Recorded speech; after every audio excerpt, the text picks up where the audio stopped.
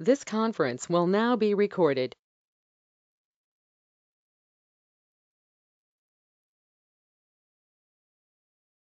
All right. So this is my introduction. That's my name, Aditya Roshan, and I've completed my degree from SRM University, Chennai, BTech Civil, and I'm currently working in RITES. It's a railway PSU, so I have given that exam in RITES in the 2018. I am like 2018 pass out, so I've given that examination in 2018 November, and I got selected in 2020. This thing February. I got for interview. Only 3 persons were selected in that, and in which I was one of them. And my CGPA is 81.5 percentage. Like I've got 81.5 percentage in my BTech. Okay. Is everyone here is okay with Hindi? Hindi सबको चलेगा? Yes, sir. हाँ sir ठीक है, हिंदी चलेगा ना? Okay fine. तो चलो continue करते हैं आगे. सो मैं सब्जेक्ट्स तो तुम लोगों को पढ़ाने वाला हूँ, वो ये सब है. और ये सीक्वेंशियल फॉर्मेट है. फर्स्ट 3-4 सब्जेक्ट्स जो है वो एकदम सीक्वेंस में चलेगा. तो इस तरह से रहेगा वो. सबसे पहले मैं पढ़ाऊंगा ओपन चैनल फ्लो. ठीक है, एक पार्ट है फ्लूइड मैकेनिक्स का जिसके बारे में मैं इन डेप्थ डिस्कशन करूंगा क्योंकि सब्जेक्ट आज लूंगा टॉपिक में. तो ये सारे सब्जेक्ट्स रहेंगे. सो वन बाय वन देखते हैं उसको. तो पहला तो ओपन चैनल फ्लो है, फ्लूइड मैकेनिक्स का एक पार्ट है और बहुत इंपॉर्टेंट है for all aspects of examination. सारे एग्जामिनेशन को दिमाग में रखते हुए मैंने ये टॉपिक वाइज और समझ लो ये सब्जेक्ट वाइज फॉर्मेट में मैंने डिसाइड किया है. सो अगर इसमें से जो भी यहाँ प्रेजेंट है उसमें से कौन यहाँ पे प्रिपेयर कर रहा है गेट के लिए, कोई बताएगा मुझे? प्रिपेयर कर रहा हूँ, सीरियसली प्रिपेयर कर रहा हूँ गेट के लिए. मैं सर. ओके. और कौन?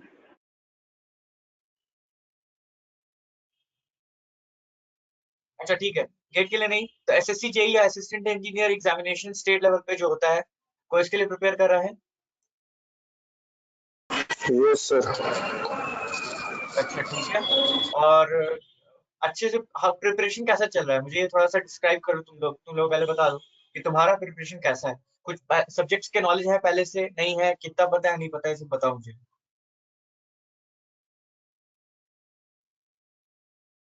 सर थोड़ा सा कॉलेज में जो पढ़ाए थे वो थोड़ा सा नॉलेज है, ज्यादा नहीं. ठीक है, तो चलो मैं तुम लोग को ओके तो ठीक है, मैं तुम लोग को एक टेस्ट के रूप में एक स्मॉल क्वेश्चन पूछता हूँ. थोड़ा सा अगर आंसर कर पाते हो तो ठीक है. बहुत सिंपल सा क्वेश्चन है कि आरसीसी होता है ना फुल फॉर्म, आरसीसी का फुल फॉर्म क्या होता है और उसका मतलब क्या होता है? Cement concrete. ओके. और उसका मतलब क्या होता है, मीनिंग? रीइंफोर्स्ड सीमेंट कंक्रीट या reinforced yes sir. Concrete cement, दोनों में से कौन सा सही है? Reinforce cement concrete. ठीक है, और रीइंफोर्स्ड क्यों कहा जाता है? सर वो जो वो कंक्रीट होता है वो रेनफोर्स में यूज होता है इसलिए. रीइंफोर्स्ड का मतलब क्या होता है ये बताओ. सर वो स्टील जो मतलब कंस्ट्रक्शन में जो स्टील लगता है उसको बोलते हैं. इसको रीइंफोर्समेंट बोलते हैं, लेकिन हाँ सर. हम पूछ रहे रीइंफोर्स. हाँ, तो रीइंफोर्समेंट का मतलब क्या होता है वो मैं पूछ रहा था. खैर ठीक है, कोई बात नहीं. अगर मैं डिस्क्राइब करूंगा इन सब चीजों को वन बाय वन तो देखते हैं. तो थोड़ा तो आइडिया होगा सब्जेक्ट का, राइट? आरसीसी के बारे में थोड़ा तो आइडिया होगा, राइट? Yes sir. ठीक है, चलो मान लेता हूँ मैं तुम लोग को थोड़ा थोड़ा पता है, बट फिर भी मैं तुम लोग को A to Z बताऊंगा. सो ओपन चैनल एक फ्लूइड मैकेनिक्स का एक पार्ट है. तो ओपन चैनल से तुम लोग क्या समझते हो, कुछ आइडिया है पहले से? सर फ्लो हो गया. Flow with air. हेलो. या फ्लो विद एयर.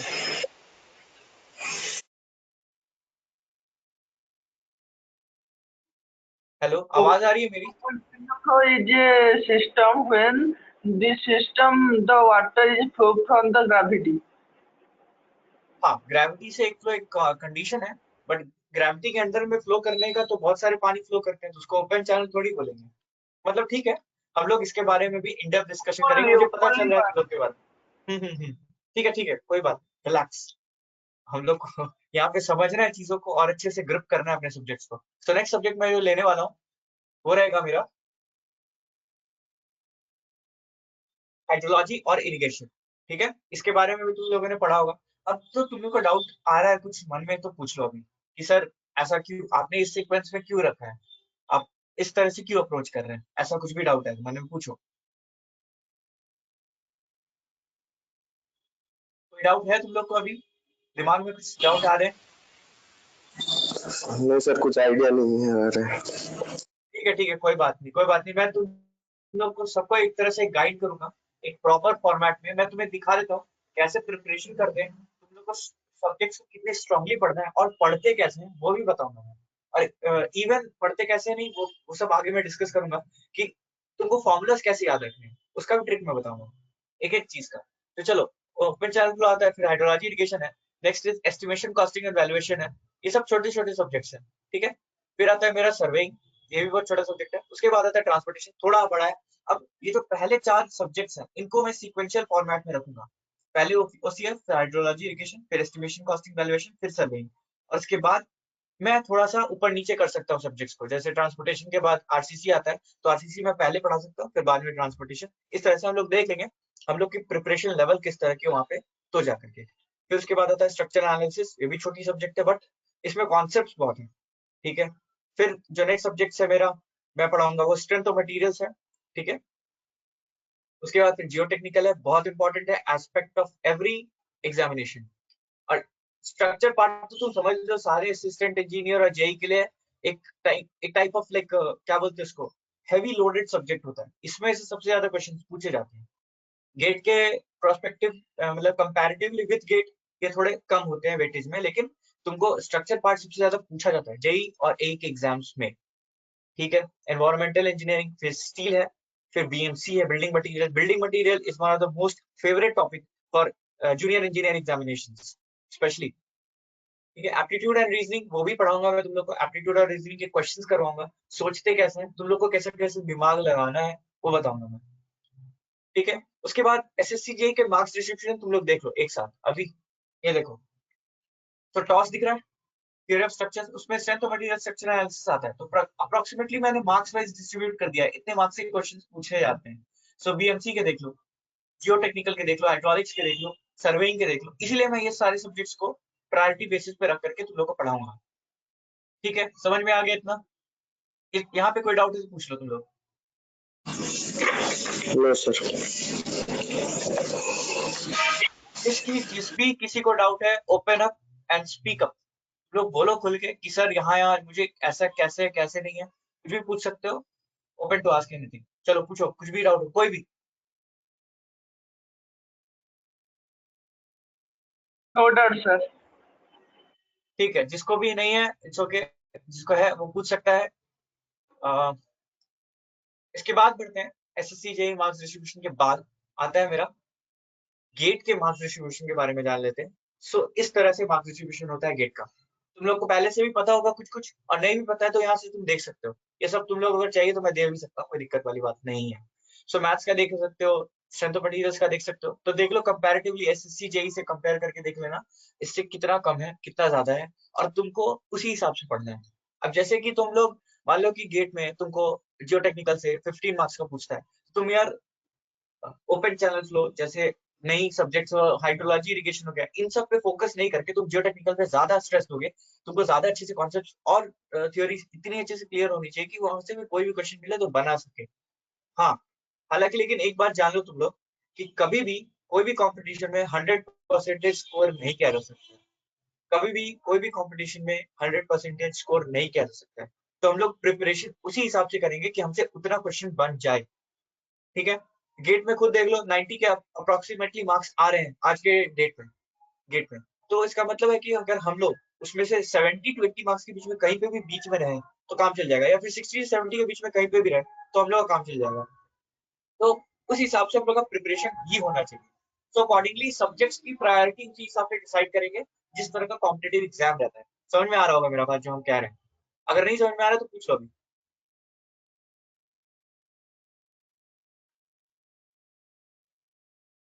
ये सर समझ आ रहा है। समझ में आ रहा है, बहुत अच्छी बात है। और एक बात जान लो कि अगर तुम अभी कंपटीशन की तैयारी करते हो, आई होप सब लोगों ने एसएससी जेई का फॉर्म तो पक्का भरा होगा, जो कि मार्च में होने वाला है नेक्स्ट ईयर। Yes sir. भरे होगे तुम लोग, राइट? आंसर तो करो यार। Yes sir. ओके, तुम ही सिर्फ आंसर कर रहे हो आलोक। ओके ठीक है, चलो। तो ये चीज तुम लोग को दिख रहा है यहाँ पे स्क्रीन पे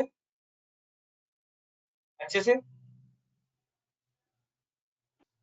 यस सर। ठीक है, आगे बढ़ते हैं। आगे बढ़ते हैं तो सबसे पहले हम जानेंगे कि हम तुम लोग को क्या क्या दे रहे हैं, ठीक है? उसके बारे में यहाँ ध्यान से देखना, हम तुमको क्या क्या प्रोवाइड करेंगे। तो सबसे पहले कि मैं सारे सब्जेक्ट का फुल सिलेबस कवर करवाऊंगा तुम लोग को, जो भी मैंने ऊपर तक कभी मेंशन किया है। उसमें सिर्फ और सिर्फ एक सब्जेक्ट है जो कि फ्लूइड मैकेनिक्स है, वो हम लोग after 10th of January cover करेंगे, जो कि अगर समय होगा तो, क्योंकि फ्लूइड मैकेनिक्स का एक पार्ट हम लोग ऑलरेडी कवर कर चुके होंगे, जो कि होगा ओपन चैनल फ्लो। उससे हम लोग को फ्लूइड मैकेनिक्स का थोड़ा बहुत आइडिया लग जाएगा, और फिर हम लोग फ्लूइड मैकेनिक्स जब पढ़ेंगे तो वहाँ पे कॉन्सेप्ट का काफी यूटिलाइज करेंगे उन सब चीजों में भी, ठीक है? चलो आगे बढ़ते हैं। उसके बाद है मेरा सारे स्टेट के एई और जेई के क्वेश्चंस, वो सारे स्टेट के मैं कवर कर रहा हूँ, ठीक है? तुम लोग को कहीं से कोई बुक लेने की जरूरत नहीं है, मैं तुमको सारे क्वेश्चंस प्रोवाइड करूंगा, सारे मटेरियल्स प्रोवाइड करूंगा। तुमको बस उस क्वेश्चंस को लगातार 10 बार, 20 बार, 30 बार या फिर जितनी बार हो सके सॉल्व करना है। समझ में आ रहा है? Yes sir. Yes sir. ठीक है, चलो बहुत अच्छी बात है।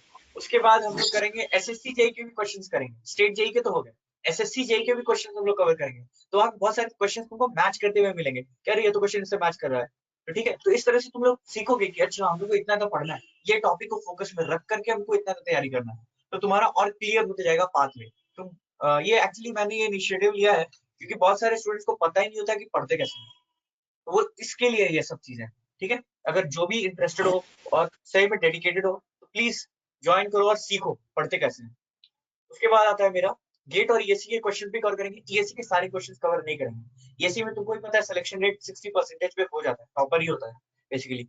अब आज के डेट में 60% होता है, पहले तो 50% पे होता था। तो बेसिकली बात क्या है कि हमको उतना स्कोर करना है कि हम लोग को उतने पार्ट को तुम नंबर ला पाओ, उतना ही पढ़ के जाना है। तो इसी प्रोस्पेक्टिव को देख करके हमसे जितने क्वेश्चन बन पाएंगे उतना ही सॉल्व करना है। हम लोग को ना जबरदस्त तेज दिमाग वाला मतलब वो बोलते हैं ना आइंस्टाइन, सबसे बड़ा साइंटिस्ट, वैसा नहीं बनना है। हम लोग को इतना बनना है कि एग्जाम निकल जाए, ठीक है? तो उसी हिसाब से हम लोग पढ़ाई भी करेंगे।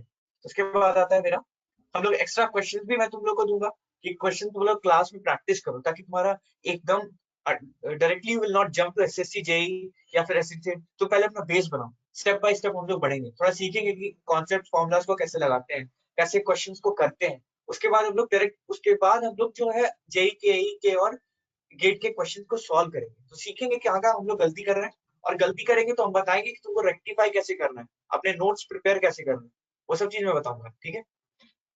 उसके बाद आता है, देखो जो छोटे सब्जेक्ट्स है उनमें मैं 5 दिन का क्लास लूंगा। 5 दिन में क्लास में मैं 3 डेज तुम लोग कंप्लीट कोर्स थ्योरी फॉर्मूला जो है वो बताऊंगा, कंप्लीट डिराइव करके, अगर तुम लोग चाहते हो तो। तुमको जहाँ पे डाउट आएगा डिराइवेशन में, इवन तुमको छोटे छोटे भी डाउट्स आएंगे तो वो भी मैं क्लियर करूंगा। और नेक्स्ट 2 डेज होगा कंप्लीट क्वेश्चन प्रैक्टिस। सो उसमें लॉन्ग आवर सेशंस रहेंगे, जिसमें हम लोग बैठ के एक साथ कम से कम per day we are going to solve around more than 500 questions per day. 500 से ज्यादा क्वेश्चन करेंगे हम लोग बैठ करके एक साथ। मैं क्वेश्चन से आगे दूंगा, तुम लोग को टाइम दूंगा, तुम लोग बैठ के सॉल्व करोगे, मैं यहाँ बैठ के सॉल्व करूंगा तुम लोग के साथ, और तुम लोग को दिखाऊंगा कि कैसे सॉल्व करते हैं, किस तरह से बनाते हैं। समझ में आ रहा होगा? कुछ समझ में आ रहा है तुम लोग को? कोई डाउट है इसमें? No sir. No sir. ठीक है, चलो आगे बढ़ते हैं फिर। उसके बाद आता है कि बिग सब्जेक्ट, जो बड़े बड़े सब्जेक्ट्स है, जैसे जियो टेक्निकल हो गया, एनवायरमेंटल इंजीनियरिंग हो गया, तुम्हारा स्ट्रेंथ ऑफ मटेरियल्स हो गया, इस तरह से अगर जो जो बड़े सब्जेक्ट्स है उन लोग, उन सारे सब्जेक्ट में मैं 10 दिन का टाइम दूंगा कवर करने में।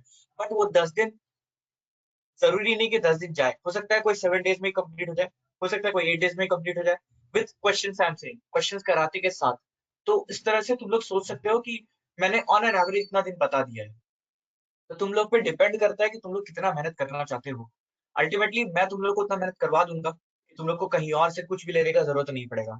और इवन तुम लोग कॉलेज के प्रोफेसर तक को चैलेंज कर दोगे, अपने इतने स्ट्रांग हो जाओगे तुम टेक्निकल में कि तुम कॉलेज के प्रोफेसर तक को चैलेंज करोगे, सर आप ये चीज पढ़ा रहे हैं तो कितना सही पढ़ा रहे हैं यहाँ तक, ठीक है।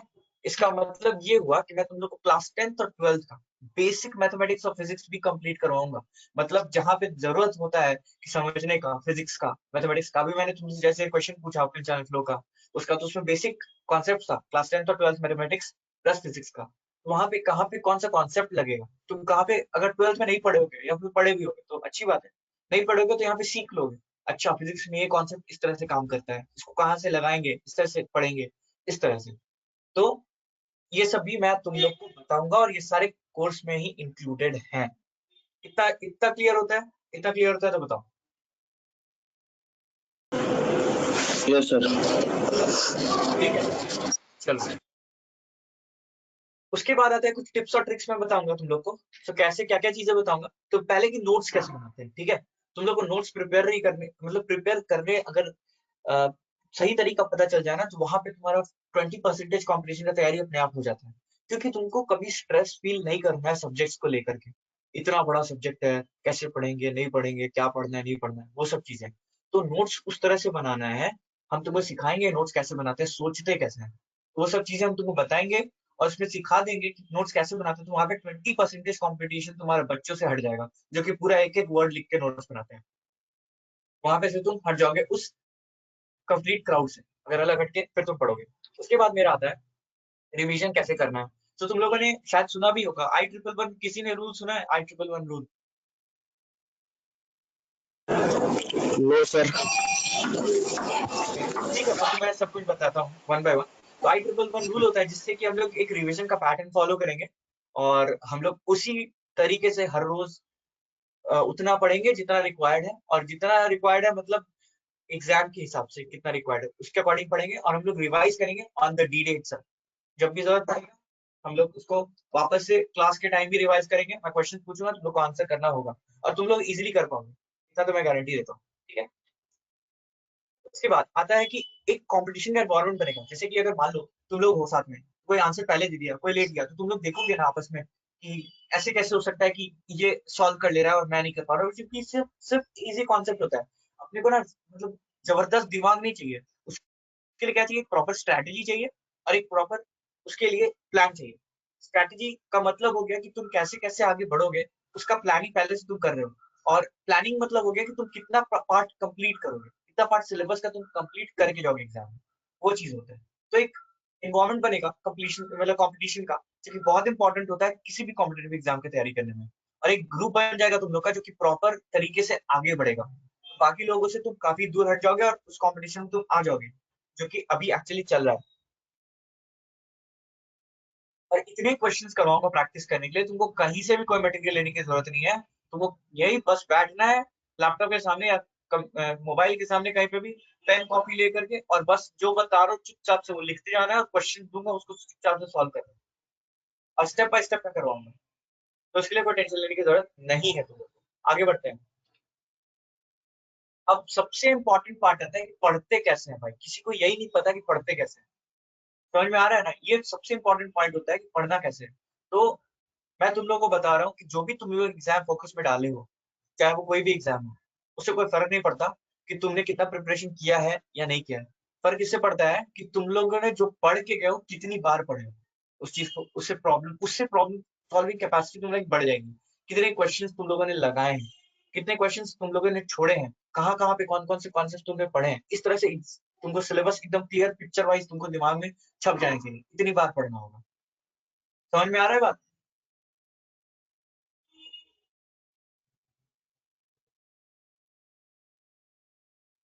हेलो। Yes sir. हाँ, सब कुछ समझ में आ रहा है जो बोल रहा हूँ मैं? Yes sir.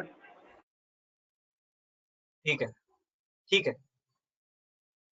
तो मैं तुमको कुछ सैम्पल क्वेश्चंस दिखा देता हूँ, जो कि रहेगा मेरे साइड से। कुछ क्वेश्चंस है, जैसे मैंने कुछ क्वेश्चन सैम्पल क्वेश्चन दिखा देता हूँ मैं तुम लोग को।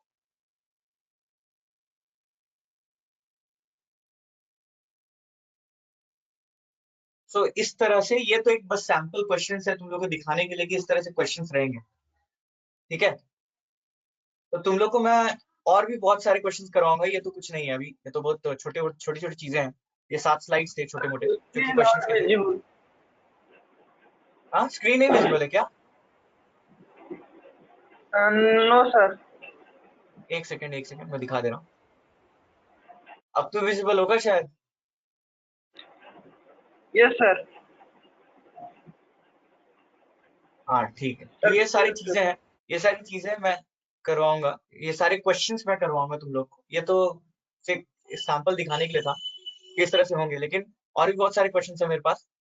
गेट के भी हैं, असिस्टेंट इंजीनियर के भी हैं और बाकी सारे हैं। तो ये चीज रिकॉर्डेड है इसलिए अभी मैं शेयर नहीं कर सकता था। वेल सो तो क्या तुम लोग रेडी हो?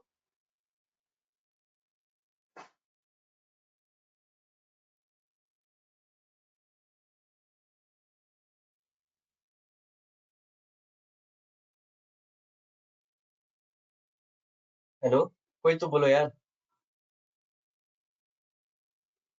Yes sir. हाँ ठीक है, तो चलो मैं स्टार्ट करता हूँ थोड़ा सा एक introduction type open channel flow से रिलेटेड। तो तुम लोग को पहले तो मैं बता दूं कि एक्चुअली तुम लोग को पढ़ना क्या चाहिए इस सब्जेक्ट में। तो हम लोग को इतना दिमाग में रखना है ये कि इस सब्जेक्ट से कितना पार्ट हमको पढ़ना है, कितना पार्ट नहीं पढ़ना है, कितने पार्ट स्कोर करने हैं। ठीक है, एक बात तो ये दिमाग में रख लेना। दूसरा ये कि अगर हम लोग को कॉन्सेप्ट क्लियर नहीं है, उन सारे दिमाग में हर एक कॉन्सेप्ट को क्लियर करते हुए हमको हर एक क्वेश्चन सॉल्व करना है और इतने अच्छे से सॉल्व करना है कि हमको आगे कोई क्वेश्चन सॉल्व करने में प्रॉब्लम नहीं है, जितना हम लोग जानते हैं। समझ में आ रहा है बात? Yes sir. ठीक है,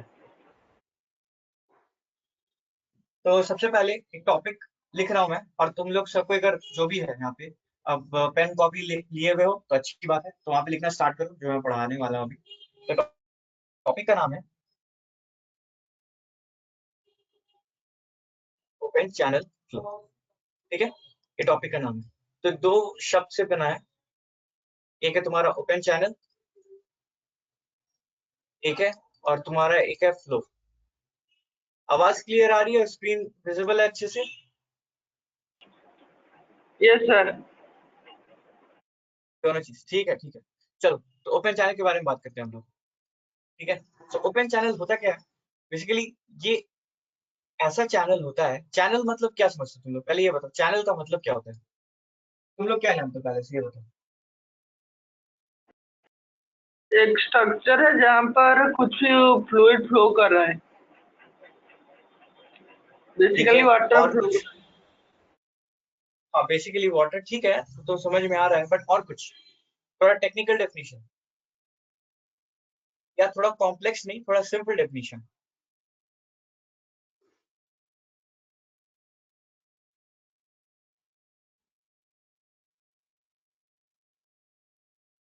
ओके ठीक है, मैं बताता हूँ।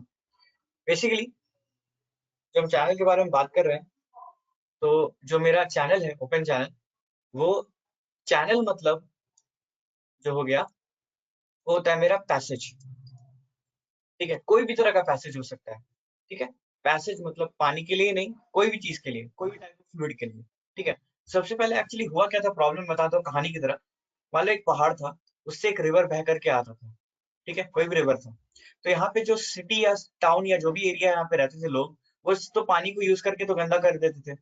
जो पानी बहता था इसको तो गंदा कर देते थे। तो यहाँ से जो आगे जाने वाले लोग थे वो उस पानी को देखते थे कि ये तो गंदा होते हुए आ रहा है, तो ये उन लोगों में डिस्प्यूट्स हो जाते थे।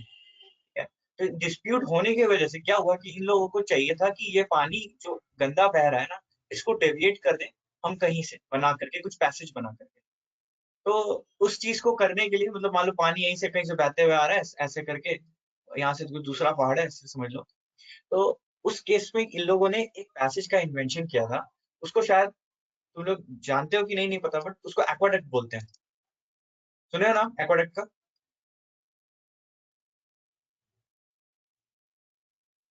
Yes sir.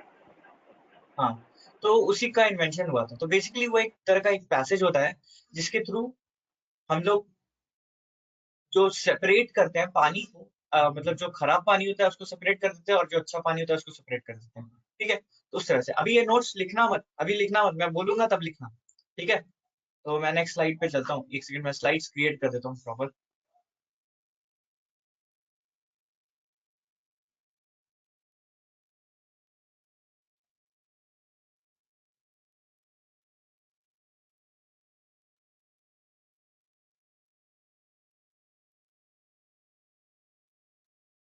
चलो यहाँ पे आते हैं।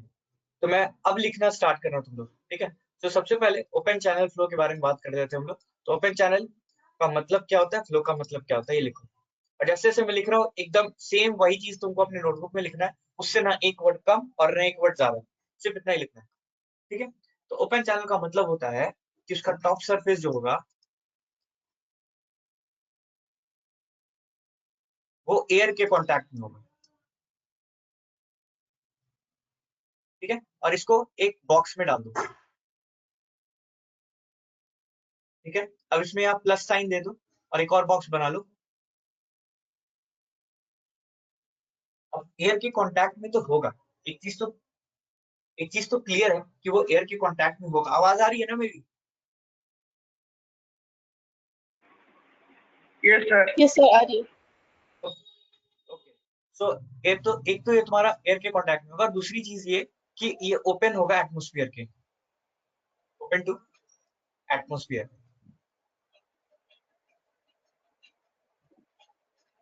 और एक थर्ड पॉइंट यहाँ लिख लो,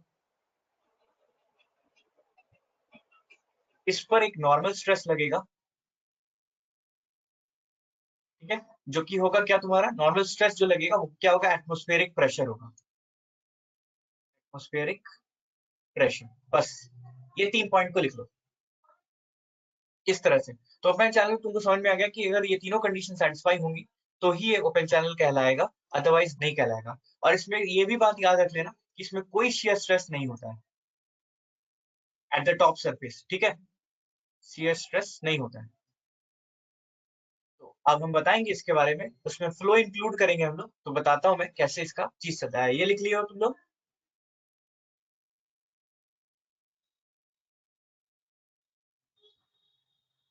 हाँ, जब तुम लिख लो तो बता देना तुम्हें कि मैं नेक्स्ट स्लाइड पे मूव करूंगा।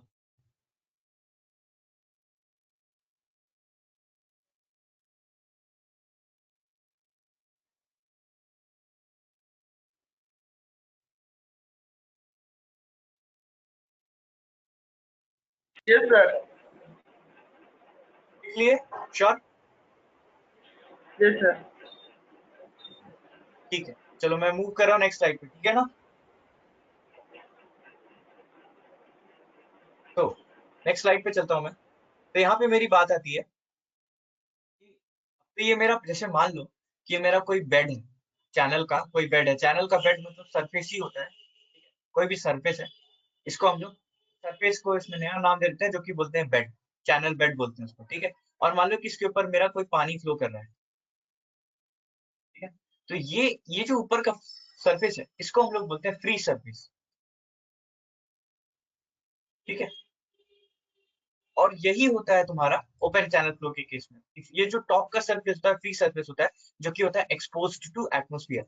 ये पिक्चर जरूर बनाना,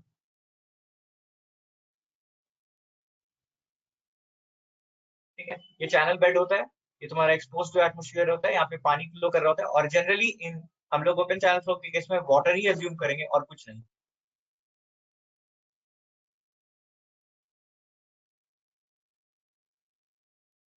ठीक है। और एटमॉस्फेरिक प्रेशर हमेशा नॉर्मल लगेगा जो कि परपेंडिकुलर होगा इस सरफेस के, ठीक है। और कोई शियर स्ट्रेस जनरेट नहीं होगा, तुम्हारा होता है नॉर्मल स्ट्रेस।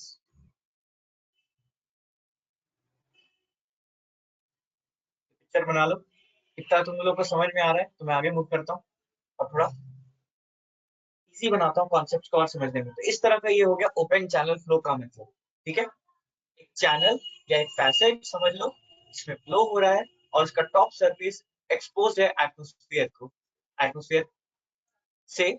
और उसी को बोलते हैं हम लोग फ्री सरफेस। इसको फ्लूइड मैकेनिक्स में भी तुम लोग पढ़े होगे शायद, कि कोई ऐसा रखा हुआ है और उसमें पानी ऐसे भरा हुआ है और ऊपर के सरफेस को हम लोग बोल देते हैं फ्री सरफेस,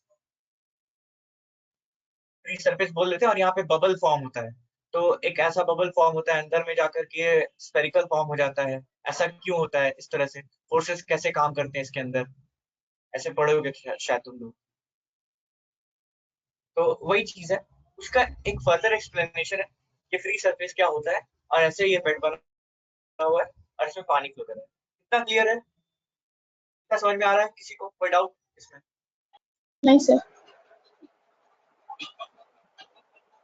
ठीक है। तो फिर आगे बढ़ते हैं और हम लोग जानते हैं इसके बारे में इन डिटेल थोड़ा और क्या क्या चीजें होती हैं इसमें।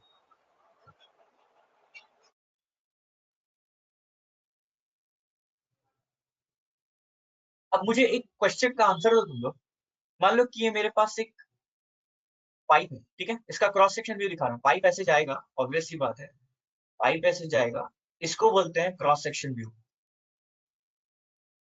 ठीक है। इस पाइप को बोलते हैं हम लोग क्रॉस सेक्शन, ठीक है। कोई भी किसी भी ऑब्जेक्ट का, ठीक है ना, अगर तुम एक सेक्शन काटते हो और उसे तुम फ्रंट साइड से देखते हो, मतलब सामने से देखते हो, तो उसका वो क्रॉस सेक्शन व्यू हो जाता है, ठीक है। तो कहीं से भी सेक्शन काट सकते हो, डिपेंड्स ऑन यू कहाँ से तुम काट रहे हो, ठीक है। तो मैंने एक ले लिया, उसमें मैं बोल रहा हूँ ये पानी पूरा बह रहा है, ठीक है, ये पूरा बह रहा है ऐसे,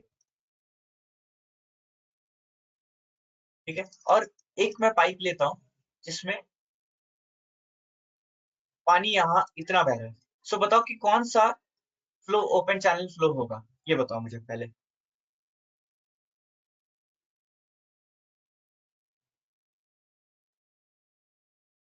इसमें समझ ओपन में नहीं चैनल आया, फ्लो, फिर से बताएंगे? ठीक है, हाँ बिल्कुल। ये जो पानी है पाइप में फ्लो कर रहा है, ठीक है, पूरी तरह से, मतलब पानी यहाँ से पूरा फ्लो कर रहा है इसके अंदर, ठीक है। पूरा भरा हुआ है। और एक में है कि हम्म, पानी मतलब पूरी तरह से नहीं भरा हुआ है, इतना ही तक भर के फ्लो कर रहा है, ऊपर से खाली है थोड़ा सा, ठीक है।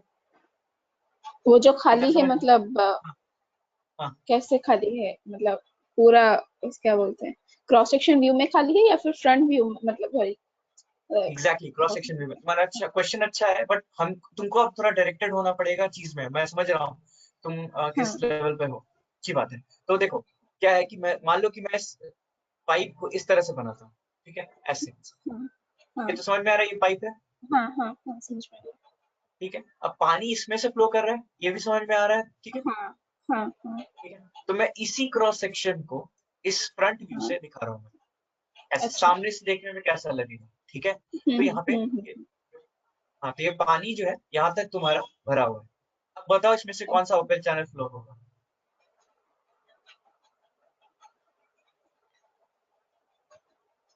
और ये जो पहला वाला इमेज है, इसमें क्या है? इसमें कंप्लीटली पानी भरा हुआ है, मतलब पूरा पानी फ्लो कर रहा है इसमें, अच्छा। समझ में आ रहा है। जैसे एक हाँ, पाइप समझ में इसको आ फिर रहा से है कि बना के, कौन से पाइप में एक्सपोज टू एयर है, मतलब फ्री सरफेस कौन सा है करेक्ट अभी। करेक्ट ये करेक्ट करेक्ट करेक्ट करेक्ट। तो बताओ, तो जिसमें थोड़ा मतलब खाली है उसमें ही फ्री सरफेस रहेगा, क्योंकि जगह मतलब है मेरे उसमें हिसाब से एक्सपोज टू सेकंड एटमोस्फियर है, मतलब उसमें हवा होगा। हाँ हाँ, हाँ ठीक, सही बात है। थोड़ा लॉजिकली तुमको हाँ थोड़ा और क्लियर होना पड़ेगा। आंसर कर रही थी सही तुम, बट तुमको थोड़ा सा और थोड़ा लॉजिकली क्लियर होना पड़ेगा। क्यों भाई? क्योंकि पानी के ऊपर अच्छा क्या हवा है, हवा है मतलब एक्सपोज टू एटमोस्फियर है, बस इतना हाँ समझना है, हाँ ठीक है। चलो, हाँ। ये समझ में आ गया, इसको बोलते हैं ओपन चैनल फ्लो। तो ये जी केस होगा तुम्हारा ओपन चैनल फ्लो का, हम्म, ठीक है।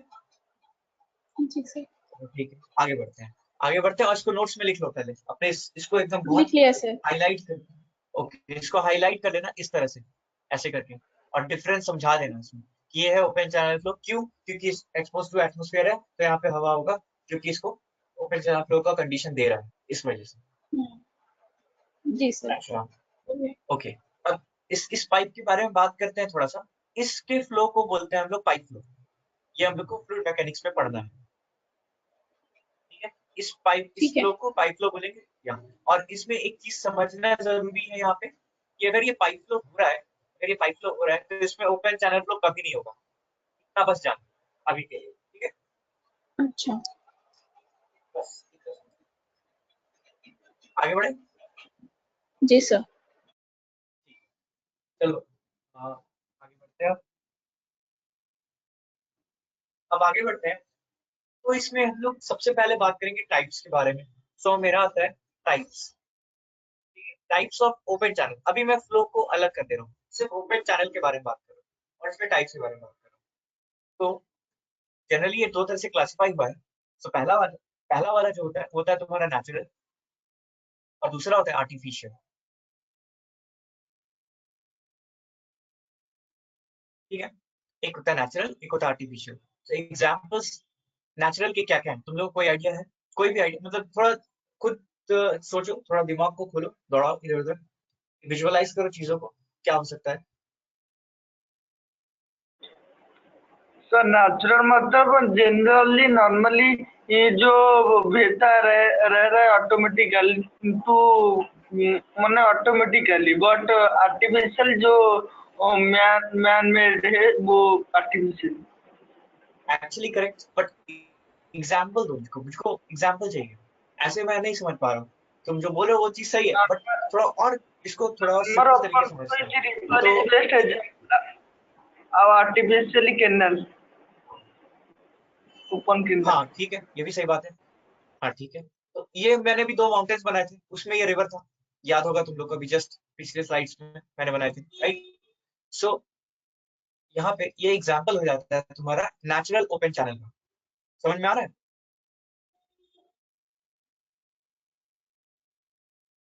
इसमें कोई डाउट है? No sir. डाउट नहीं है, समझ में आ रहा है ना इतना चीज, थोड़ा सोच पा रहे हो तुम लोग, पिक्चराइज कर पा रहे हो। एक रिवर को तुम बहते हुए पिक्चर देखो, अपने दिमाग में पिक्चर बनाओ, रिवर बह रहा है, पिक्चर बनाओ, और उसमें सोचो कि ऊपर से उसका सिर्फ और सिर्फ एयर होगा और तो कुछ होगा नहीं, तो ये ओपन चैनल के फ्लो के कंडीशन हो सकते हैं उस पर।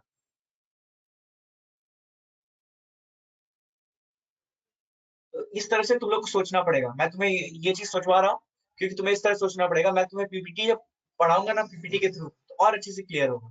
तो पहले तो तुम इतना जानो, उसके बाद हम लोग कल उस पर पीपीटी पे ही जाएंगे, पर पहले इतना सीखो, ठीक है?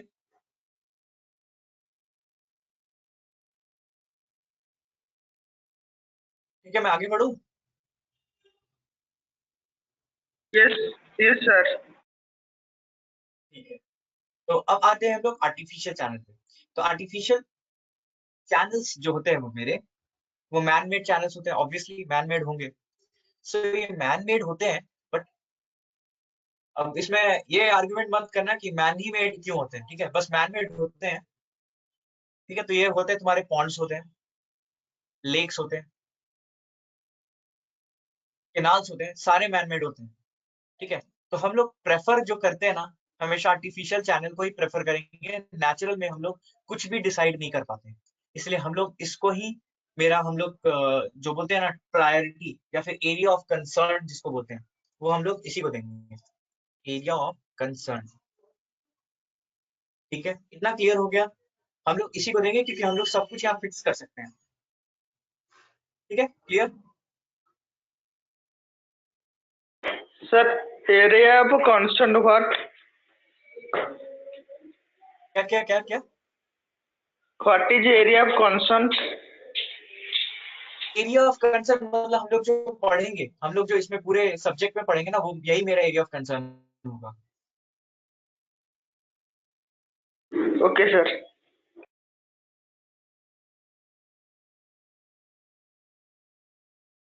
इसको लिख लो और 1 मिनट मुझे दो, ठीक है?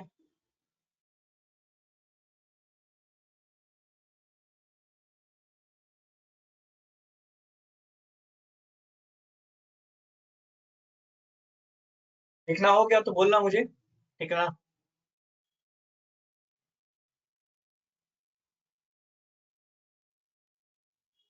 अभी तो हम लोग शुरू ही किया है, थोड़ा थोड़ा और जानेंगे इसके बारे में। अगर इतना लिख लियो तो बहुत अच्छे से समझना और सीखना भी।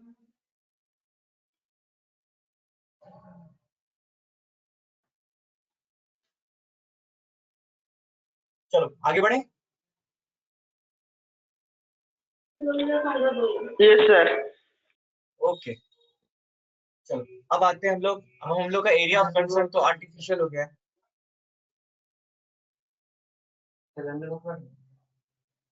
तो हमारा आर्टिफिशियल चैनल होता है,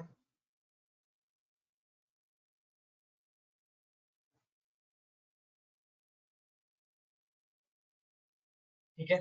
आर्टिफिशियल चैनल जो होता है वो मेरा बेसिकली 4 तरह से हम लोग डिवाइड करते हैं उसको, ठीक है? तो सबसे पहला, ये सारे मैनमेड होते हैं, याद रख लेना, तो हम लोग सब कुछ इसमें फिक्स कर देते हैं पहले ही से। अब जो चीज हमको पहले से फिक्स है, जो चीज पहले से पता है, ज्यादा आसान होता है हम लोग के लिए कैलकुलेट करना, इसलिए हम लोग इसको एरिया ऑफ कंसर्न भी देते हैं। तो 4 तरह का हम लोग बेसिकली पढ़ते हैं। एक होता है रेक्टेंगुलर, ठीक है? एक होता है तुम्हारा ट्रेपिजॉइडल, फिर एक ट्रायंगुलर,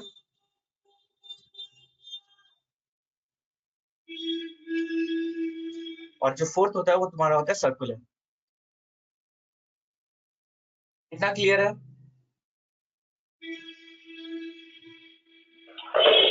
यस सर। ठीक है। अब रेक्टेंगुलर का तुम लोग शेप तो जानते हो, ऐसा होना चाहिए, ठीक है? नहीं जानते हो तो फिर वो भी बताओ, मैं एक एक चीज ज्योमेट्री को ही पढ़ाऊंगा, ये 10th क्लास का पार्ट है बट मैं पढ़ाऊंगा क्योंकि तुम लोग को जरूरत है ये सब चीज जानने का। ये ट्रापीजॉइडल होता है, ये तुम्हारा ट्रायंगुलर होता है, और ये तुम्हारा सर्कुलर होता है। As on the perspective of geometry हम लोग को ये क्यों इंपॉर्टेंट है ये चार पढ़ना, और हम लोग इस चार में क्या नहीं क्या कर सकते क्या नहीं कर सकते हो तो आगे देखेंगे अभी। लेकिन इसमें एक चीज समझ लो, हर बार जो टॉप होगा ना इसका वो पानी से ही होगा, ये कवर्ड नहीं होगा, ये ओपन होगा इस तरह से। ये तो क्लियर है, ओपन होना ही चाहिए, है कि नहीं?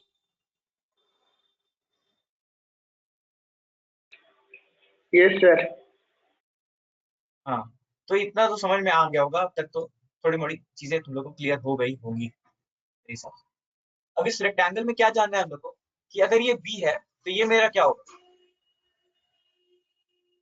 ये बताओ। ये डिस्टेंस क्या होगी अगर ये बी है तो? बी ही होगा सर। करेक्ट, क्योंकि रेक्टेंगल का प्रॉपर्टी क्या होता है, ऑपोजिट साइड्स पैरेलल और इक्वल होता है, इस बात को याद रख लेना, इसलिए ये बी होगा। अब इस बात के बारे में बात करते हैं तो हम लोग इसको डिनोट करते हैं डेप्थ ऑफ फ्लो से, ठीक है? इसको डिनोट करते हैं वाई से, डेप्थ ऑफ फ्लो जिसको बोलते हैं, पानी का बहना, तो पानी इतना डेप्थ में बह रहा है, वाई का मतलब यही होता है, ठीक है? तो इसको डेप्थ ऑफ फ्लो बोलते हैं। तो अगर ये वाई है तो ये क्या होगा?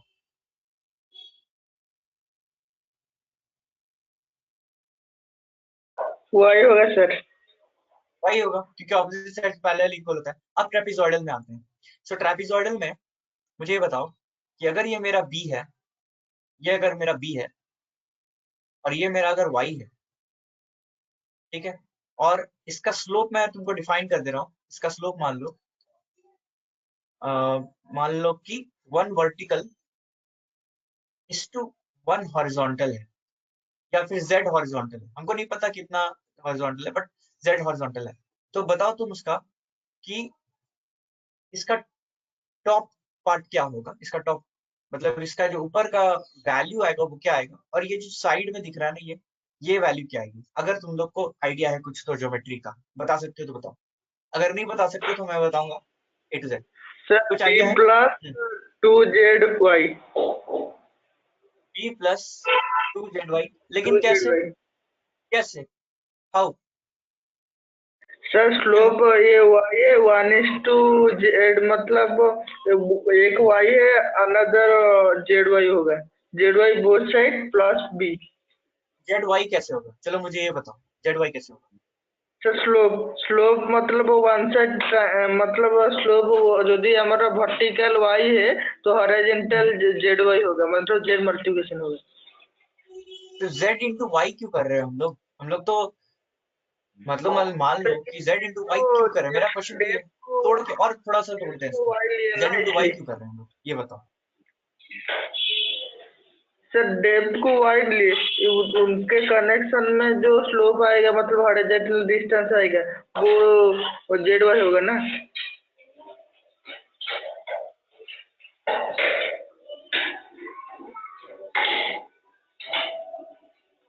Hello sir.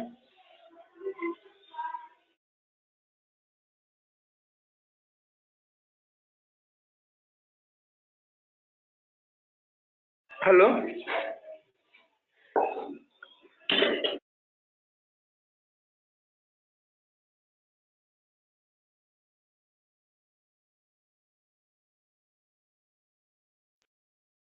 सर, आवाज नहीं आ रहा है।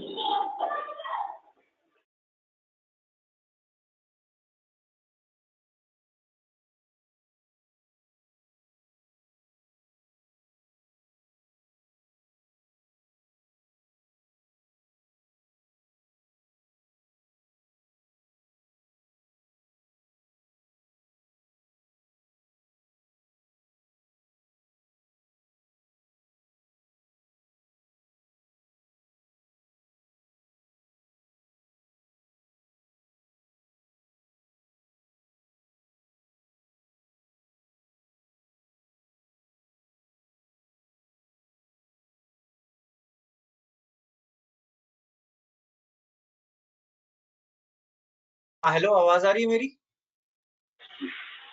Yes sir. यार ये कनेक्शन लॉस तो क्या था गलती से, पता नहीं कैसे। Okay sir. हाँ तो मैं बात कर रहा था इसका z इंटू वाई का। तो बताओ z इंटू वाई कैसे हुआ? सर वन इन जेड मतलब यदि हॉरिजॉन्टल वन होगा, सॉरी वर्टिकल वन होगा तो हॉरिजॉन्टल जेड होगा। ठीक है, देन तो इसको थोड़ा और विजुअलाइज करो। पिक्चर, वर्टिकल हाँ, वाई। पिक्चर में बताओ। सर पिक्चर में जैसे मान लो मैंने ये बना दिया, ठीक है? यस सर, डेप्थ ऐसे वाई हुआ है ना। हाँ डेप्थ वाई है, चलो मान लिया मैंने डेप्थ वाई है। Then side distance is Z Y, वो वाला। ये वाला z इंटू वाई तुम बोल रहे हो ना? Yes sir. ठीक है, चलो मैं इसको और भी इन डेप्थ डिस्कस करता हूँ कि कैसे हो रहा है क्या नहीं हो रहा है। तो शेप क्लियर है तुम लोग को? इसका मतलब तुम लोगों ने ओपन चैनल फ्लो पहले पढ़ा है। थोड़ा सा सर। ठीक है कोई बात नहीं। तो कहीं पे भी कोई भी डाउट आएगा तो तुम लोग जरूर पूछना, क्या होता है नहीं होता है सब चीज सीखेंगे। तो चलो आगे बढ़ते हैं। तो स्टार्ट करते हैं रेक्टेंगल से, ठीक है?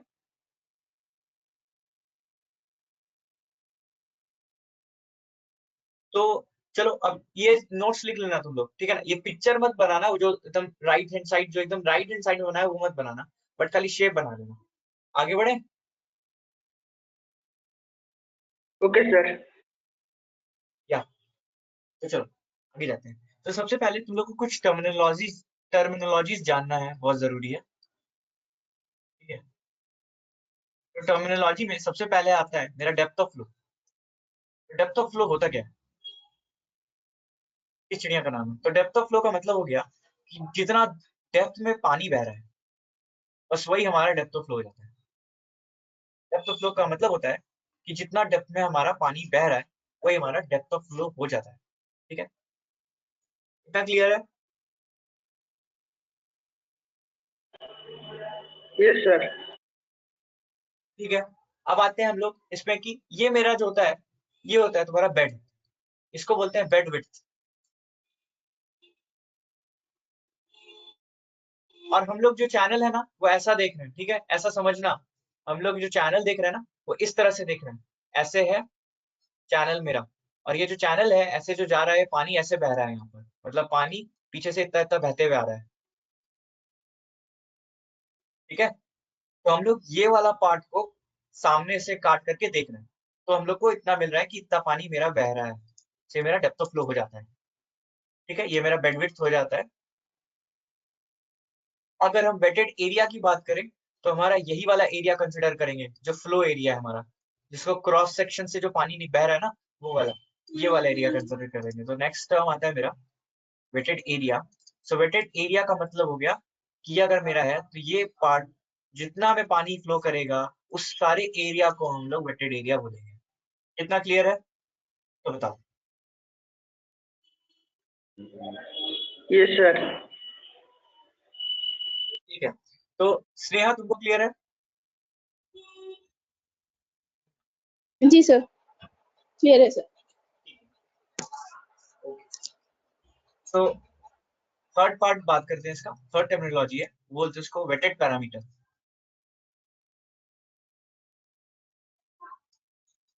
पेरीमीटर उसको बोलते हैं शायद। ओके चलो, तो इस केस में क्या होता है कि हमारा जो पानी जो है, अब मैं हर बार में रेक्टेंगल बना रहा हूं, इसका ये मतलब नहीं कि रेक्टेंगल ही होगा, ठीक है ना?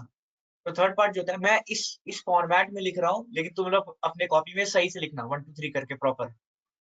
सो वेटेड पैरामीटर मतलब कि जहां जहां पानी बह रहा है, तो ऊपर से तो ये ओपन है, ऊपर का पार्ट को हम कंसिडर नहीं करेंगे। पैरामीटर मतलब ये वाला पार्ट हो जाएगा, ये वाला पार्ट हो जाएगा, और ये वाला पार्ट हो जाएगा। मतलब जो भी पार्ट या एरिया हमारा गीला है या वेट है, उस पार्ट को हम लोग कंसिडर करेंगे और उसी को बोलेंगे वेटेड पैरामीटर। क्या समझ में आता है? जी सर। Yes sir. ठीक है, ठीक है चलो, अब बात आता है इसके बाद का, हम स्लाइड लेते हैं। अगर इतना लिख लियो तो मुझे बता दो, मैं आगे बढ़ता हूँ।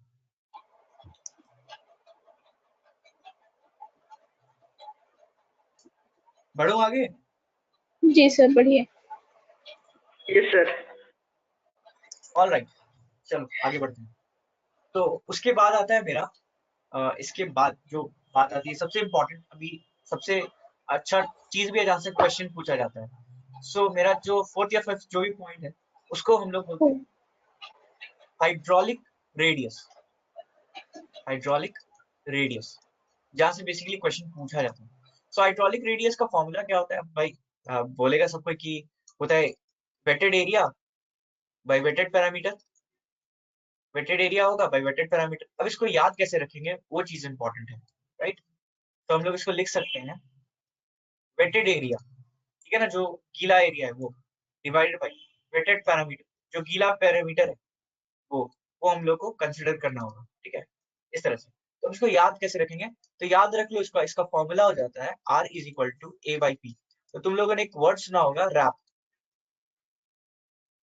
ठीक है, इसको याद रख लो। तो इसको इस फॉर्म में लिखते हैं, ठीक है, रैप तो याद रहेगा ना? जी सर। हाँ, तो रैप याद रहेगा, तो R is equal to A by P हमेशा याद रखना। अच्छा ठीक है, फिफ्थ फॉर्मूला जो है, फिफ्थ जहाँ से क्वेश्चन पूछा जाता है, यस, जहाँ से क्वेश्चन पूछा जाता है तो उसको बोलते हैं हम लोग हाइड्रोलिक मीन डेप्थ, ठीक है, हाइड्रोलिक मीन डेप्थ। उसको डिनोट करते हैं कैपिटली सफिक्स m से, ठीक है। और इसका जो फॉर्मूला होता है तुम्हारा वो होता है A बाई T, मतलब wetted area by top width, जिसके बारे में हम लोग अभी बात कर रहे थे। तो जो ये फ्लो था मेरा बेसिकली अगर हो रहा था तो ये मेरा टॉप विड्थ हो जाता है। और ये कौन सा व्यू है? क्रॉस सेक्शन व्यू है, ठीक है, मेरा क्रॉस सेक्शन व्यू है और ये मेरा टॉप विड्थ हो जाता है। इतना क्लियर है? अब इसका फॉर्मूला कैसे याद रखेंगे? सो याद रख लो कि तुम लोग व्हाट्सएप में यूज करते होगे THAT दैट, अगर बोलते हो तो इसको व्हाट्सएप में दैट भी बोलते होगे, राइट? सो इसको इस तरह से याद कर लो, that. So D is equal to area by top width. इतना क्लियर है?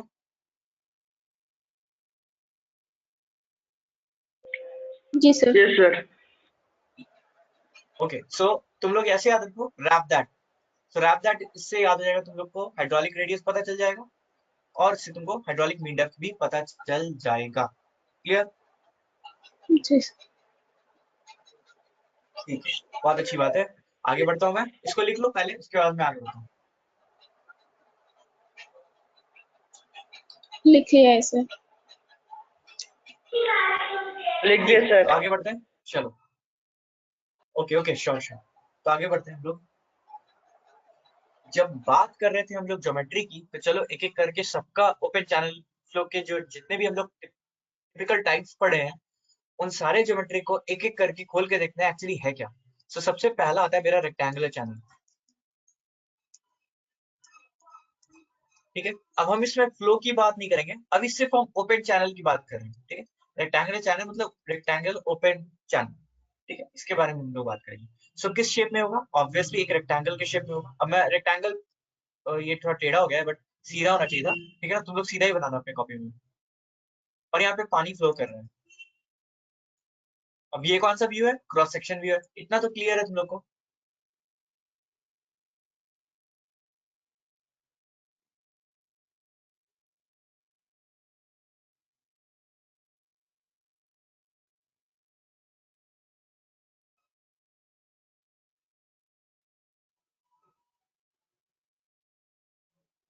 ठीक है, तो आगे बढ़ू मैं? चलो आगे बढ़ता हूँ, शायद तुम लोग क्लियर होगा, है ना? Yes sir. जी सर। हाँ, तो ये मान लो मेरा ये विड्थ है, इसको बोलते हैं बी विड्थ, और इसको बोलते हैं हम लोग डेप्थ ऑफ फ्लो वाइज, ठीक है। ये तुम्हारा विड्थ है, हम लोग मान लेते हैं बी है। एक्चुअली कितना भी हो सकता है, डिपेंड करता है डिजाइन पर। अच्छा एक बात तुम लोग जान लो, हम लोग जो भी सब्जेक्ट पढ़ते हैं ना हमने इंजीनियरिंग में, उन सब का मेन फोकस क्या होता है? डिजाइन। हर किसी का मेन फोकस तुम लोग याद रखना, एक अल्टीमेटली हम लोग चीज को डिजाइन ही करते हैं। और डिजाइन करने के लिए अल्टीमेटली हम लोग को क्या दिमाग में रखना पड़ता है? एक चीज जो कि होता है उसके स्टेप्स, ठीक है। और steps one by one follow चलते चले जाते हैं और वन बाय वन उसी मेथड से डिजाइन करने हैं। तो 2-3 बार तुम लोग स्टेप्स पढ़ दोगे ना, ऑटोमेटिकली क्लियर हो जाएगा कि ऐसा ऐसा स्टेप क्यों होता है। तो हम लोग यहाँ पे देखेंगे कैसे कैसे क्या क्या कर रहा है। तो सबसे पहले मुझे ये बताओ कि इस रेक्टेंगुलर चैनल का, ओपन चैनल जो है, इसका एरिया क्या होगा, ये बताओ मुझे। रेक्टेंगल का एरिया क्या होता है? Length into breadth. Length into breadth, that means b into y, यही हो yes, जाएगा। हम्म, ये मेरा क्या होगा? ये मेरा वेटेड एरिया होगा। इतना समझ में आ रहा है? ठीक है। yes, sir. सो अब आते हैं वेटेड पैरामीटर।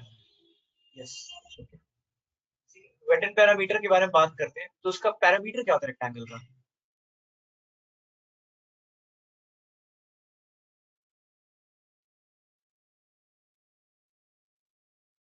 यही पैरामीटर होगा। एक बार y को जोड़ेंगे हम लोग पहले, ये वाला पार्ट, फिर हम लोग b को जोड़ेंगे पहले, ये, फिर ये वाला पार्ट, फिर हम लोग y को वापस से जोड़ देंगे तो ये वाला पार्ट, फिर मेरा पैरामीटर दे देगा। सो हम लोग इसको क्या बोलेंगे? b plus 2y। ठीक है, तो ये मेरा p निकल गया और ये मेरा a निकल गया। तो क्या तुम लोग बता सकते हो कि इसका हाइड्रोलिक रेडियस क्या होगा और इसका हाइड्रोलिक मीन डेप्थ क्या होगा? ये बता दो मुझे, दोनों का निकाल। चलो बताओ जल्दी से। Sir, R equal to by b plus 2y and dm equal to by divided by b equal to y. अच्छा, B Y divided by R का क्या बोले? B Y divided by B plus 2y. 2y। और DM का क्या बोले? by by b तो तुम लोग याद equal करो to आर का क्या फॉर्मूला था? रैप, राइट? हाँ, रैप। सो हम लोग रैप लिखते हैं, यहाँ पे लिख दिए ए बाई पी। तो ए हमको पता है, उसको उठा के रख दिए, पी हमको पता है, उसको उठा के रख दिए। इतना हो गया। सेम केस डीएम के साथ आएगा। सबको पता है कि डीएम के केस में क्या होता है? डैट। सो डी एटी, तो डी एटी ऐसा हो जाएगा। सो ए का क्या वैल्यू है? B into Y. और टी टॉप रूट क्या होगा? तो बी होगा। तो मतलब अल्टीमेटली क्या आ जाएगा? वाई। बी से भी कैंसिल होगा और वाई बचेगा। इतना तो क्लियर है?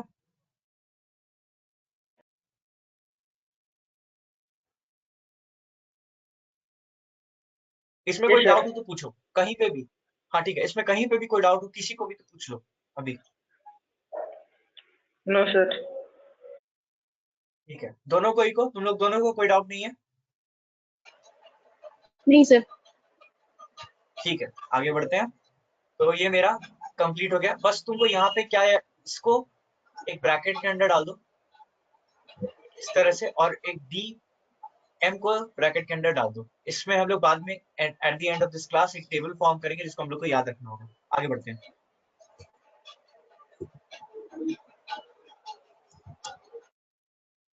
सो आगे आता है हमारा ट्रेपीजॉइडल चैनल। अरे यहाँ लिखा रहा है ट्रेपीजॉइडल चैनल। हम लोग जब भी बात करेंगे ओपन चैनल के बारे में बात करेंगे। सो मेरा इस तरह का शेप होता है इसका, ठीक है, और पानी इस तरह से बहता है, ठीक है। ओके, हम लोग मान लिए इस चीज को। तो अब ये मेरा होता है विड्थ, इसका मान लेते हैं बी, और डेप्थ ऑफ फ्लो जो है वो मेरा वो है वाई। और इसमें हम लोग मान लेते हैं कि स्लोप मेरा 1:z है, मतलब 1 vertical is to z horizontal.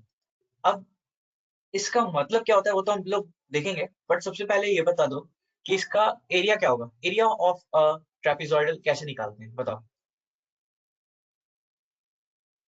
Okay, और यहाँ पे मैं बात कर रहा हूँ वेटेड एरिया का। चलो बताओ क्या फॉर्मूला होता है इसका?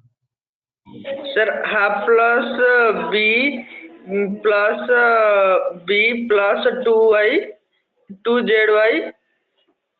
plus into h whole into h 1/2 ab a plus b into h formula है ना इसलिए। ये क्या? हाँ ठीक है, तुम एक्चुअली आंसर सही दियो, बट मुझे चाहिए एक जनरल फॉर्मूला जिससे कि मैं सोच पाऊँ कि एक्चुअली ये आया कहाँ से। सो वेटेड एरिया का फॉर्मूला क्या होता है ये बताओ। सॉरी, ट्रेपीजॉइडल का फॉर्मूला क्या होता है ये बताओ, general formula. Parallel side sum of parallel side into height। हाँ, तो उसको इस तरह से तुम लिख सकते हो कि सम जो होता है पैरेलल साइड्स का, ठीक है, सम है पैरेलल साइड्स का, और हमेशा ऑपोजिट ही पैरेलल साइड्स होता है, और इनटू इसमें y/2 होता है, मतलब हाइट बाई 2 होता है, हाइट बाई 2, इसको ऐसे लिख लो।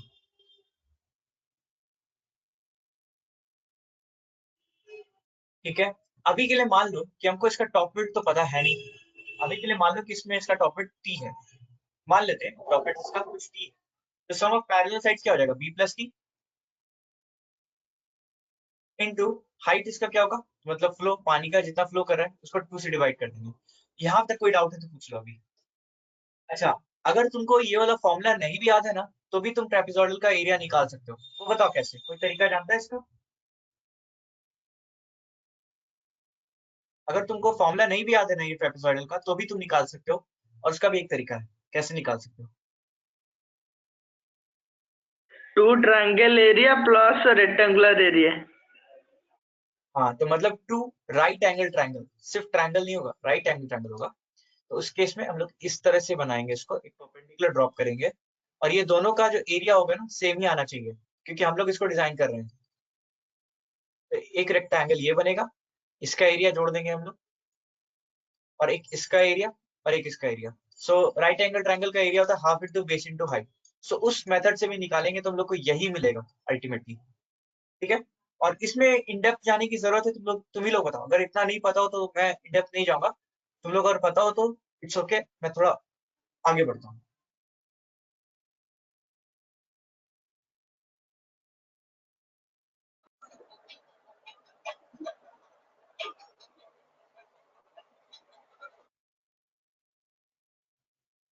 हेलो, इतना समझ में तो आ गया होगा ना तुम लोग को, कोई डाउट हो तो पूछो अभी।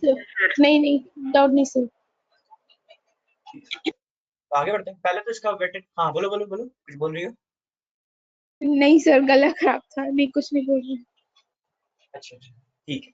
तो वेटेड एरिया हो गया ये मेरा, तो ये मेरा वेटेड एरिया हमको निकल करके आ गया, बट हमको यहाँ पे ये ध्यान रखना है कि टी की वैल्यू हमको निकालनी है, क्योंकि हमको वेरिएबल्स में चाहिए, और टी एक अलग वेरिएबल हो जाएगा जो कि एक्चुअली अननोन होगा, तो हम लोग को हमेशा एक वेरिएबल में चाहिए होगा, तो हम लोग देखते हैं इसके आगे, इसको याद रखना कि वेटेड एरिया क्या है, ठीक है।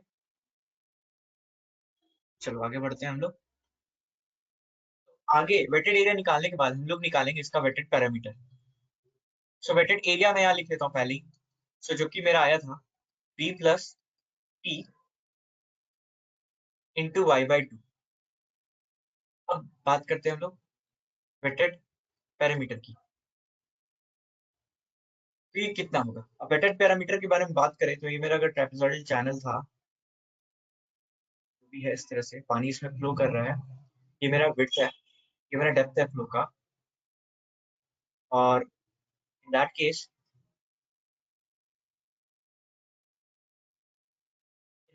अगर ये मेरा बी है, पानी ऐसे फ्लो कर रहा है, तो वेटेड पैरामीटर मेरा ये वाला पार्ट आएगा, ये वाला पार्ट आएगा, और ये वाला पार्ट आएगा, एक तो मेरा बी पक्का होगा, ठीक है। बाकी जो दोनों पार्ट है उसको हम लोग कैसे निकालेंगे, तो इसके लिए हम लोग एक ट्रिग्नोमेट्री का फॉर्मूला यूज करते हैं, अगर उस मेथड से समझ में नहीं आए तो फिर मुझे बता देना, मैं दूसरे मेथड से समझा दूंगा तुम लोग को। तो बेसिकली ये मेरा एक यहाँ से परपेंडिकुलर ड्रॉप करेंगे और इस लाइन को एक्सटेंड करेंगे तो एक परपेंडिकुलर जैसा मिलेगा, और एक एंगल थीटा बनाएगा। तो आपको पता है कि अगर हम लोग 1 वर्टिकल डिस्टेंस चलते हैं तो हम लोग z हॉरिजॉन्टल मूव करना पड़ेगा हम लोग को, समझ में आ रहा है ये बात। अगर हम वन वर्टिकल चल रहे हैं ऐसे, तो हम लोग मतलब 1 वर्टिकल ऐसे चल रहे हैं तो हम लोग को z हॉरिजॉन्टल मूव करना पड़ेगा। सो ये एक स्लोप बना देगा इस तरह से, और ये कुछ नहीं, एक स्टेयरकेस जैसा ही सिस्टम आ जाता है। अगर हम लोग 1 वर्टिकल चल रहे हैं तो एक इतना हॉरिजॉन्टल चलना पड़ेगा, इतना वर्टिकल चल रहे हैं तो एक इतना हॉरिजॉन्टल चलना पड़ेगा, वही केस है, और इसका एक स्लोप बनेगा, उस स्लोप को हमको निकालना होगा, ठीक है। तो अगर हम इसके बारे में बात करें, जिसका डेप्थ ऑफ फ्लो y है, ओके, समझ में आ रहा है बात, जिसका डेप्थ ऑफ फ्लो y है, मतलब हमको एक वर्टिकल डिस्टेंस दिया हुआ है जो कि है y।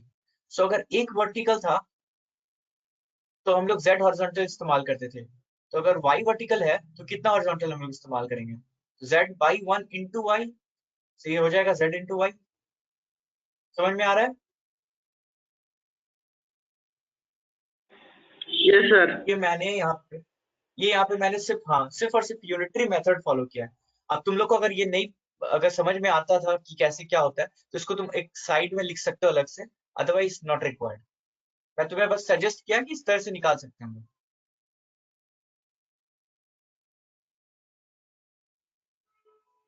तो ये जो जेड वाई की वैल्यू है ये बेसिकली हमको ये हॉरिजॉन्टल डिस्टेंस दे रही है जब मेरा एक्चुअली मूवमेंट था हॉरिजॉन्टल डायरेक्शन में, जो कि जेड वैल्यू के साथ था। ये मेरा जेड वाई डिस्टेंस हो गया ये दोनों। इतना क्लियर है तो बताओ।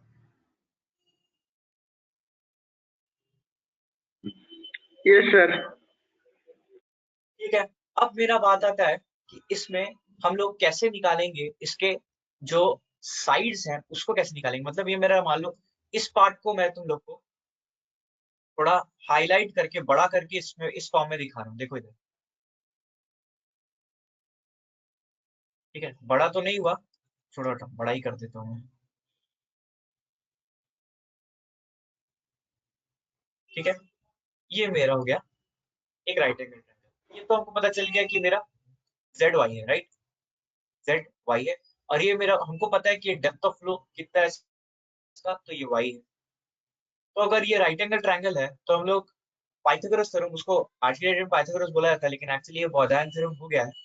तो ये बेसिकली क्या होता है फॉर्मूला पाइथागोरस थ्योरम का, हाइपोटेनस का स्क्वायर जो होता है किसके बराबर होता है, उसके बेस के स्क्वायर के और परपेंडिकुलर के स्क्वायर के बराबर।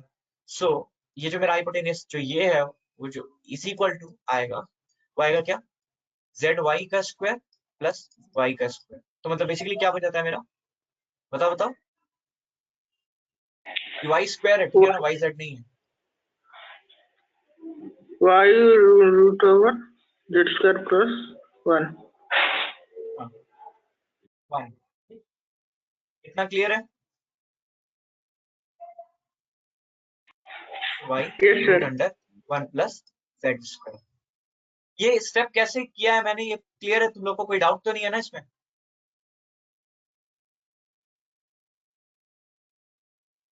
No sir.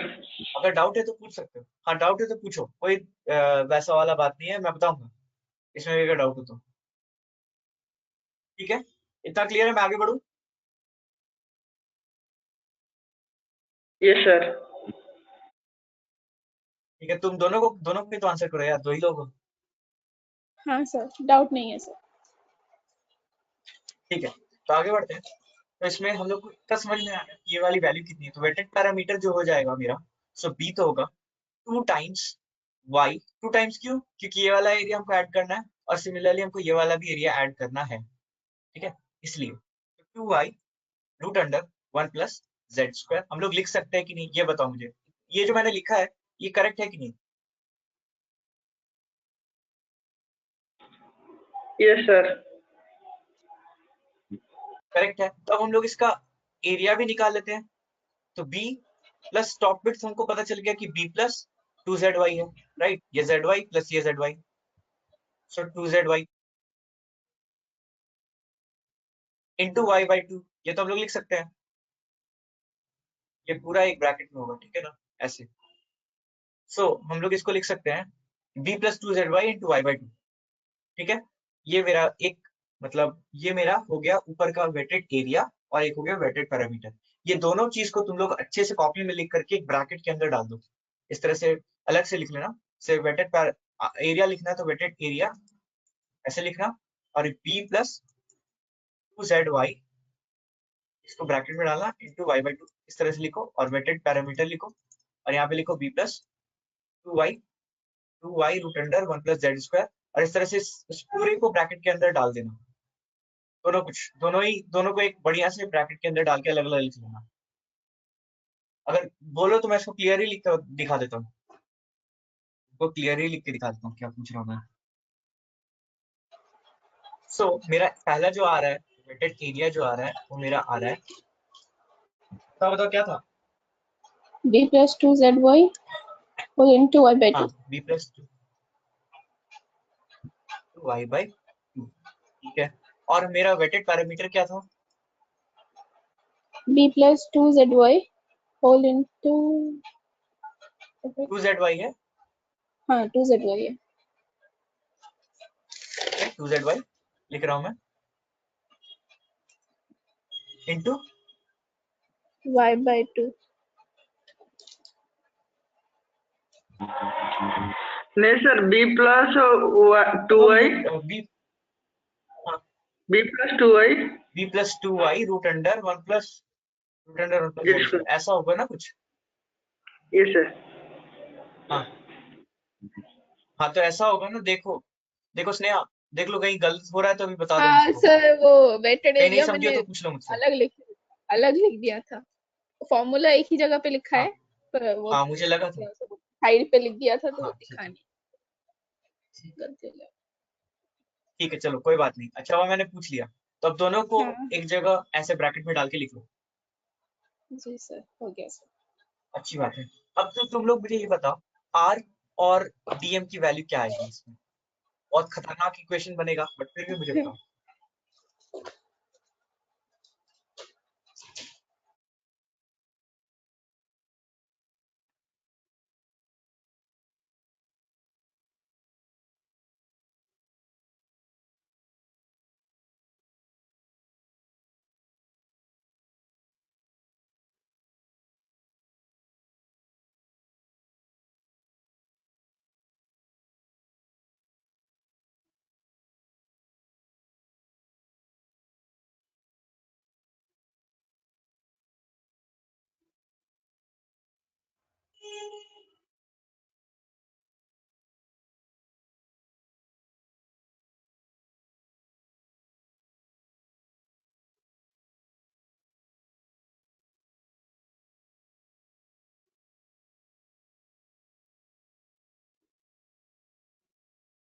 Hello sir. हम्म मैं बोल रहा था, जो r का वैल्यू आएगा वो एरिया बाई पेरीमीटर, जो वैल्यू नॉर्मली रह रहा है वो रहेगा, कुछ चेंज नहीं होगा। और हाँ जैसा कि टीम की जैसा वैसे ही लिख देना है, ठीक है। नहीं तो वो मुझे बताओ तो क्या आएगा वो बताना, वो मैं लिखना है मुझको यहाँ पे। सर y/2 हाँ ठीक है। हाँ y/2 डिवाइडेड बाई नीचे। b plus 2y। हाँ ये सर वो इतना ही। ठीक है ठीक है। ये डीएम बताओ। y/2 sir. y/2 ये सर। ये b plus 2 z y/2 zy into यहाँ पे क्यों y/2 आएगा? होना चाहिए। हाँ वो तो सर b पेरीमीटर है ना। टॉप तक कट जाएगी ना। हाँ तो वो बाद में करेंगे, पहले जस्ट सिंपल बताओ। ये 2zy sir y/2 into y/2 ठीक है। और नीचे में क्या रहेगा? b plus 2 zy। b plus 2 zy ठीक है। अब कैसे काटोगे जरा ये बताओ। Sir b plus 2 zy cut जाएगा। ये दोनों कट जाएगा, बचेगा y/2। ये सर। ये क्लियर है, ठीक है। चलो दोनों को एक क्लियर है कैसे आ रहा है। ये सर। अच्छा यहाँ पे b प्लस 2 zy कैसे आया मुझे ये बताओ। सर टॉप सरफेस ना, इसलिए। तो मेरा फॉर्मूला होता है d is equal to a/t।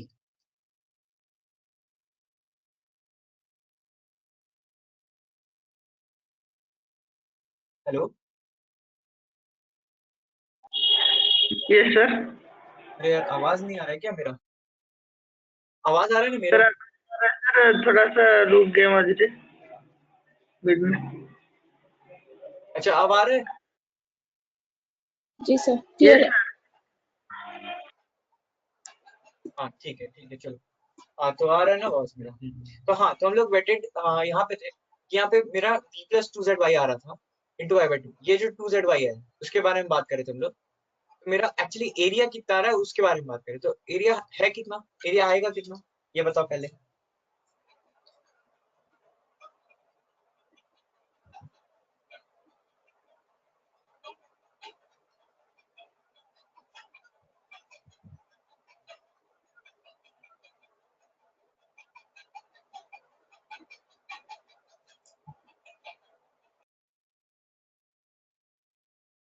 Hello, ये सर क्वेश्चन समझा नहीं।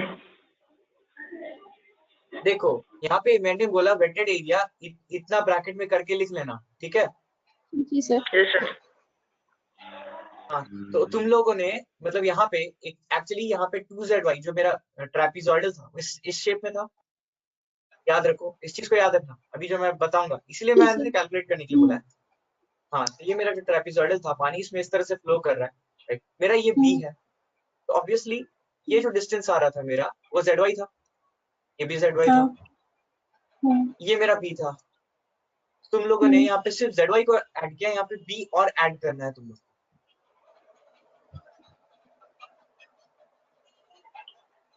मतलब टॉप विड्थ को भी ऐड करना है, तो जो फ्री हाँ, क्योंकि टॉप हम लोग को क्या करना, हाँ हाँ, तो सम ऑफ द पैरेलल साइड्स होता है ना, तो ये दोनों पैरेलल साइड्स है, तो पैरेलल साइड्स यस हो गया सर। तो b plus zy plus z इस तरह से। सर तुमको जब b ऐड करोगे तो क्या आता है मेरा area, wetted area 2b plus 2zy into y wetted, ऐसा है। सर इसलिए अब बोलो कंफ्यूज हो रहा b था प्लस, कि वो वाईफाई ये कौन सा वाईफाई कैसे आया। हाँ तो ठीक है, अब कंफ्यूजन क्लियर हुआ तो पूछो ना, पूछोगे तभी तो क्लियर होगा, इसलिए तो मैंने निकलवाया तुम लोगों से r की क्या वैल्यू है, dm की क्या वैल्यू है, और ये कैसे कट जा रहा था, मुझे वही तो चीज समझ में आया, तुम लोग कट कैसे रहा है। ठीक है, तो यहाँ पे सिर्फ b प्लस zy हो जाएगा, और यहाँ पे y/2 होगा b प्लस 2zy। अब पहले तो इसमें तुम क्लियर हो जाओ, पहले वेटेड एरिया निकालो प्रॉपर तरीके से, तो ये समझ में आ रहा है b plus zy into y होगा, ये पहले निकालो, आराम से निकालो, कोई टेंशन नहीं है। हाँ ठीक है, आ रहा है इतना वेटेड एरिया।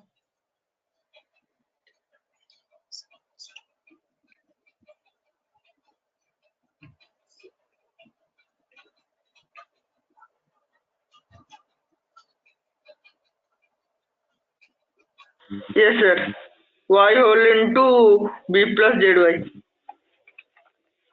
और स्नेहा तुम्हारा आ रहा है? जी सर, हो गया सर।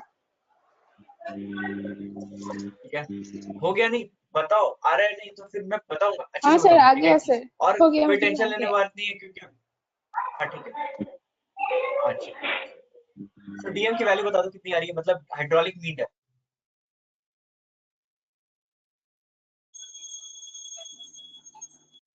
सर वो चेंज हो जाएगा r का वैल्यू, वो एरिया वाला।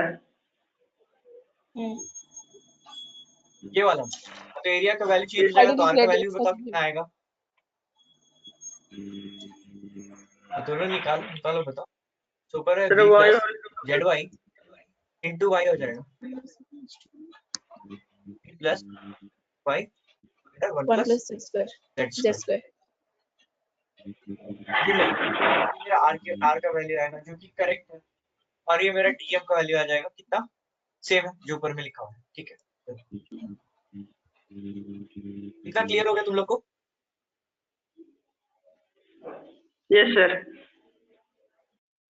हाँ, तो अब मुझे ये बताओ कि ये तो ट्रेपेजॉइडल का केस था, इसमें हम लोगों ने वेटेड एरिया निकाला, वेटेड पैरामीटर निकाला, इसमें बहुत बड़ा बड़ा इक्वेशन था, इसलिए शायद तुम लोग को थोड़ा हेजिटेशन हो रहा होगा सॉल्व करने में भी, है ना, ऐसा हुआ होगा। थोड़ा सा सर। हाँ, मतलब ऐसा लगता है ना कि बहुत बड़ा इक्वेशन है, कौन सॉल्व करने जाएगा इसको, ऐसा तो आया होगा ना। थोड़ा सा सर।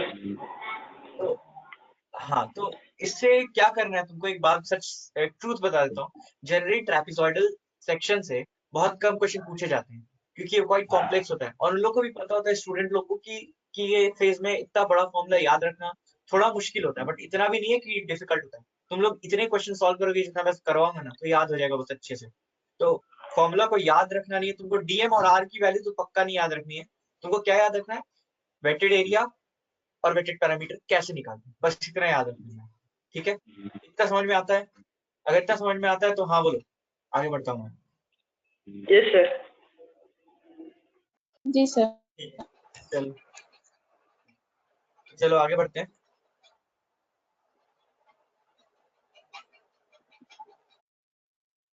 अब हम लोग बात करते हैं ट्रायंगुलर के बारे में, ट्रायंगुलर और हमेशा ओपन चैनल के बारे में बात करेंगे, ट्रायंगुलर चैनल के बारे में। इसमें तुम लोग एक बात बताओ, हम लोग ट्रेपेजॉइडल बनाए थे राइट, अभी जस्ट बनाए थे राइट, जिसमें कि ऐसे ऐसे पानी फ्लो कर रहा था, हम लोग को उसका सब कुछ पता था। क्या अगर हम इस ट्रेपेजॉइडल चैनल को एक्सटेंड कर दें ऐसे, इस तरह से, तो यहाँ पे बी की वैल्यू क्या आ जाएगी ये बताओ, बेड बेड की क्या वैल्यू आएगी, बेड विड्थ यहाँ क्या होगा?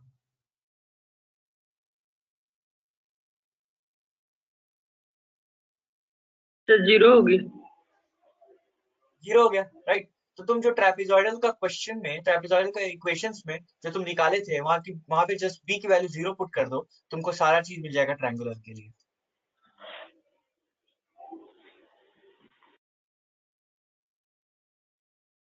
समझ में आ रहा है बात?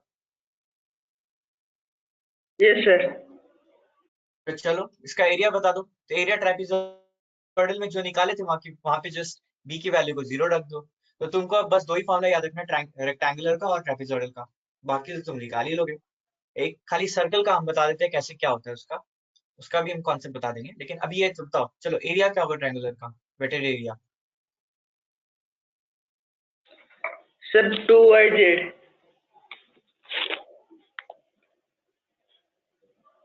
जेड किस, उसका पहले उसका बताओ क्या था, B plus Z Y into Y था, ऐसे कुछ था वेटेड एरिया।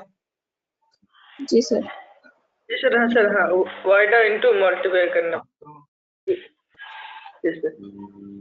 हाँ तो मतलब बी प्लस जेड वाई था, सॉरी टू नहीं, हाँ B plus Z Y into Y था, हाँ ऐसे ही कुछ था। तो बी को अभी यहाँ 0 रखते हैं, तो ये वाला वैल्यू मेरा 0 हो जाता है।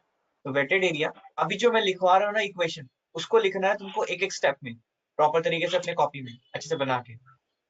इसको लिखो जेड वाई इंटू वाई, ये मेरा हो जाएगा जेड वाई स्क्वायर। तो आराम से करो, कोई हड़बड़ाने का जरूरत नहीं है। अगर तुमको लगे कि कहीं कैलकुलेशन में प्रॉब्लम हो रहा है कहीं पे भी, तो तुम एक चैप्टर है आर एस अग्रवाल में बुक में एप्टीट्यूड का, इसका नाम है सिंप्लीफिकेशन, चैप्टर 4 है।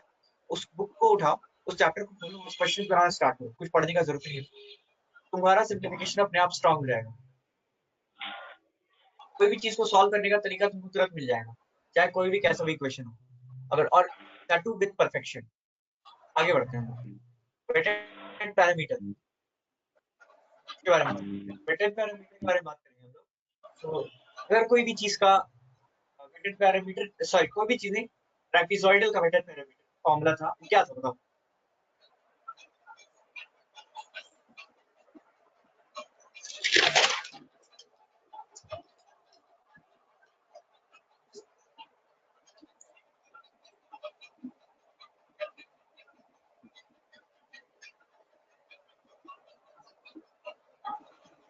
यहाँ पे b प्लस था और मैंने b को 0 कर दिया, तो यही मिलेगा।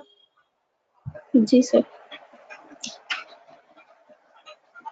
ठीक है, और अब बताओ मुझको कि इस ट्रायंगल के लिए तो ये हो गया, और मेरा टॉप बिट भी बता दो ट्रायंगल के लिए क्या हो जाएगा।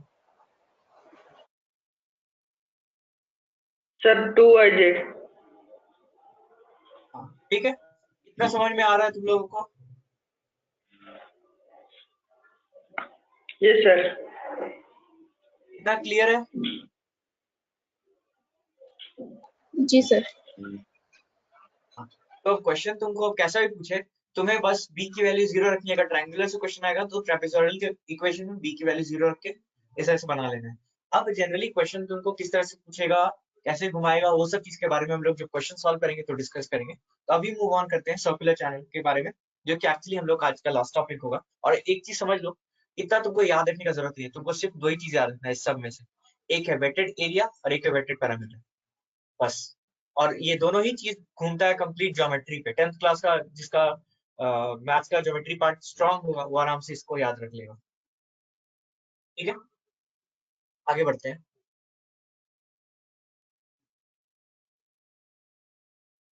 चलो आते हैं, मेरा अब आते हैं फाइनली सर्कुलर चैनल। ठीक है, ये ओपन चैनल के बारे में बात करें हम लोग। ठीक है, तो अब बताओ ये मेरा एक सर्कल है और मैंने तुम्हें बोला कि इसमें पानी बह रहा है, तो ऑब्वियसली अगर ये ओपन चैनल है तो पूरा पानी तो भरेगा नहीं। इतना तो क्लियर होना चाहिए तुम लोग को पहले ही सुनते के साथ। ओपन चैनल में मतलब पानी ऊपर से तो कम ही होगा, मतलब कंप्लीटली फ्लो नहीं कर रहा होगा। तो इसमें हम लोग बोल देते हैं कि ये y जो है वो डेप्थ ऑफ फ्लो है। इमेजिन कर लो, मतलब मान लो ऐसा कि y जो है कुछ भी डेप्थ ऑफ फ्लो हो सकता है। अब फ्लो के बारे में हम लोग बात नहीं करेंगे, हम लोग सिर्फ और सिर्फ ओपन चैनल के बारे में बात करेंगे। बट पानी इतना भरा हुआ है, इतना हमको समझना पड़ेगा इसके लिए। फ्लो के बारे में हम लोग नेक्स्ट क्लास में देखेंगे। तो ये मेरा ओपन चैनल है, सर्कुलर ओपन चैनल। तो इस केस में इसमें दो चीजें होती हैं। केस वन आता है इसमें, जब पानी जो है इसका, जब इसमें पानी जो है वो इसके सर्कल के जो रेडियस होगा ना, मतलब इसका सेंटर यहाँ पे, उसका रेडियस आर कुछ होगा यहाँ पे, तो ये जो रेडियस होगा सर्कल का उसके उससे ज्यादा होगा डेप्थ ऑफ फ्लो। एक कंडीशन ये आएगा। और दूसरा कंडीशन इसमें केस में आएगा ये कि इस सर्कल का जो रेडियस होगा, मान लो कि इतना पानी इसमें बह रहा है, उसके रेडियस से कम पानी बह रहा होगा। मतलब एक सेंटर है पॉइंट इस सर्कल का, इसका रेडियस आर है, तो मेरा जो रेडियस होगा, सॉरी इस केस में मैंने उल्टा लिख दिया, यहाँ पे मुझे लिखना है y, y is greater than r। यहाँ पे y बड़ा होगा r से, और इस केस में क्या होगा, y जो होगा वो छोटा होगा r से। कैसे याद रखना है, याद कर लो, या तो r बड़ा मान लो y से, या तो y छोटा मान लो r से, सेम ही चीज है। तो तुमको बस एक ही चीज याद रखना है, y is greater than r, y is less than r। ये दोनों केसेस बनते हैं, ठीक है। अभी इस दोनों केसेस में फ्लो के बारे में हम लोग बात करेंगे अगली बार में। अभी के बारे में ये समझ लो कि ओपन चैनल में इस तरह से भी पानी बह सकता है, ठीक है। इतना समझ में आ रहा है? इतना में कोई डाउट है तो पूछो पहले। इतना में कोई डाउट हो तो कोई भी क्वेश्चन अराइज हो मन में तो पूछ लो अभी। No sir. तुम लोग दोनों कोई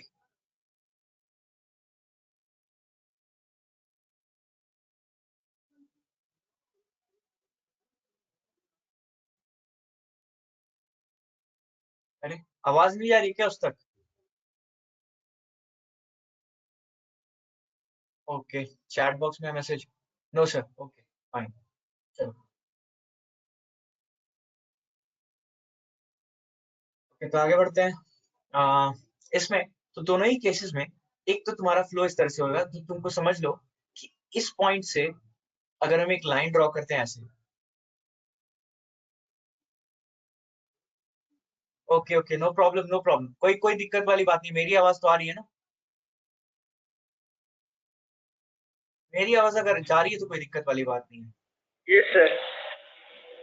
हाँ ठीक है। वो स्नेहा को शायद उसका माइक्रोफोन में इशू हो गया है कुछ, तो इसलिए उसने मैसेज किया है, पर ठीक है चलो, ये सब प्रॉब्लम्स होते रहते हैं।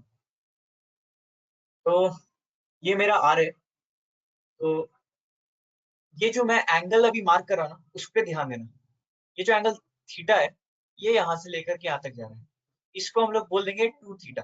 ये जो एंगल होगा ना वो 2 थीटा होगा। इसको मैं ऐसे एरो से करके दिखा देता हूँ, ये मेरा 2 थीटा होगा एंगल, इसको याद रख लेना।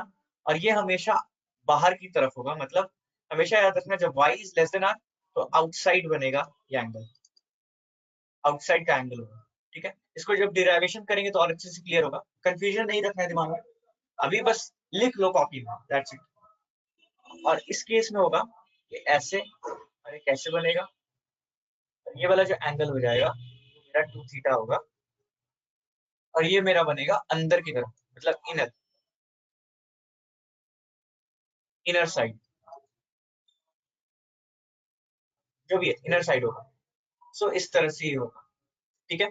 केस वन केस टू, दोनों केसेस का, ठीक है। मेरा बात याद रखना, दोनों केसेस में फॉर्मूला सेम रहता है, और फॉर्मूला तुमको याद रखना पड़ेगा।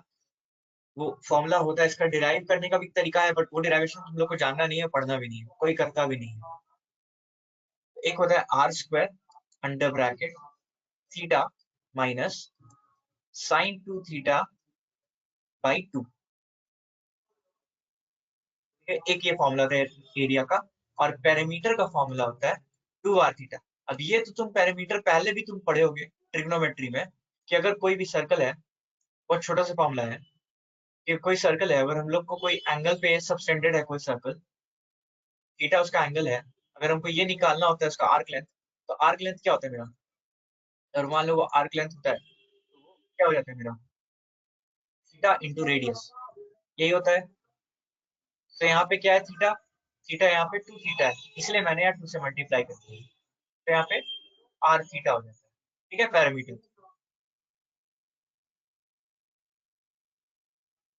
इतना समझ में आ रहा है बात?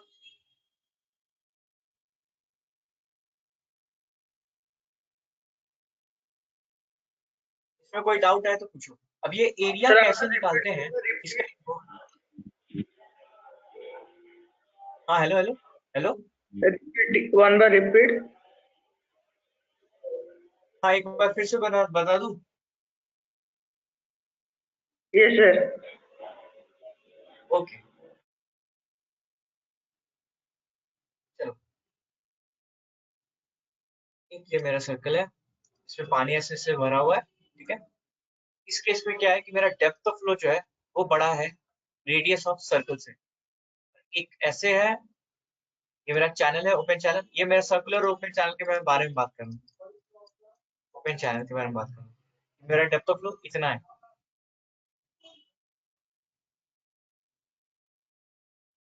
ऐसे जा रहा है ये, इसका सेंटर है और इसका ये रेडियस है।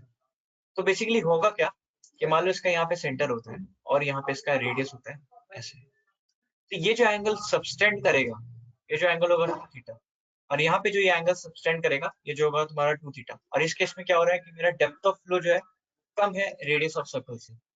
सो इसमें हम लोग लेंगे आउटर एंगल, आउटर एंगल ले लेंगे, और इसमें हम लोग ले लेंगे inner angle,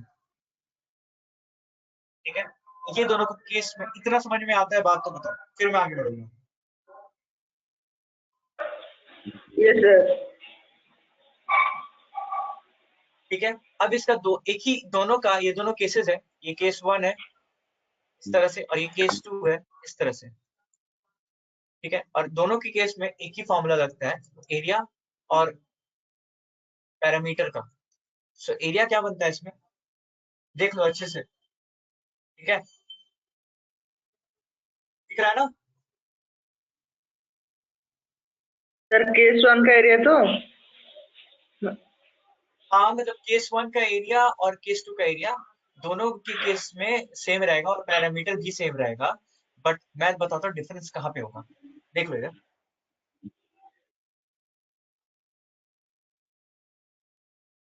theta minus sine 2 theta by 2 और पैरामीटर जो होगा वो 2 r थीटा होगा। दोनों ही केस के लिए सेम फॉर्मूलाज है, बट यहाँ पे जो थीटा है ना, ये जो तुम 2 थीटा ले रहे हो, अब ये 2 थीटा आउटर लोगे कि इनर लोगे, ये केस पे डिपेंड करेगा कि कौन से केस को तुमको कंसिडर करना है। समझ में आ रहा है बात?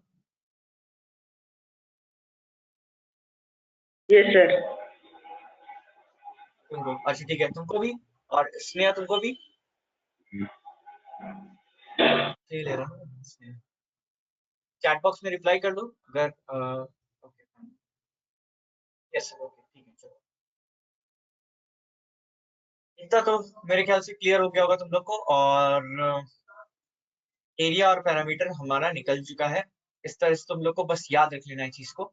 तो अब तुम लोग कैसे इसको शॉर्ट नोट्स में कैसे कन्वर्ट करोगे, तुम लोग देखो इधर किस तरह से इसको शॉर्ट नोट्स में कन्वर्ट करोगे। तुम लोग कल प्रिपेयर करके लाना, ऐसा करना, यहाँ पे लिखना ओपन चैनल टाइप कौन सा है, रेक्टेंगुलर है हमारा, ट्रेपेजॉइडल है, ट्रायंगुलर है, या फिर क्या बोलते हैं उसको, ट्रायंगल है, ट्रायंगुलर ट्रेपेजॉइडल है, और फिर क्या होता है तुम्हारा ओपन सर्कुलर, कौन सा टाइप का है, कौन से टाइप में तुम लोग को उसके क्या क्या चीजें निकालनी होती है। तो हम लोग को उसमें क्या निकालना होता है, उसका एरिया निकालना होता है, वेटेड एरिया, उसका वेटेड पैरामीटर निकालना होता है,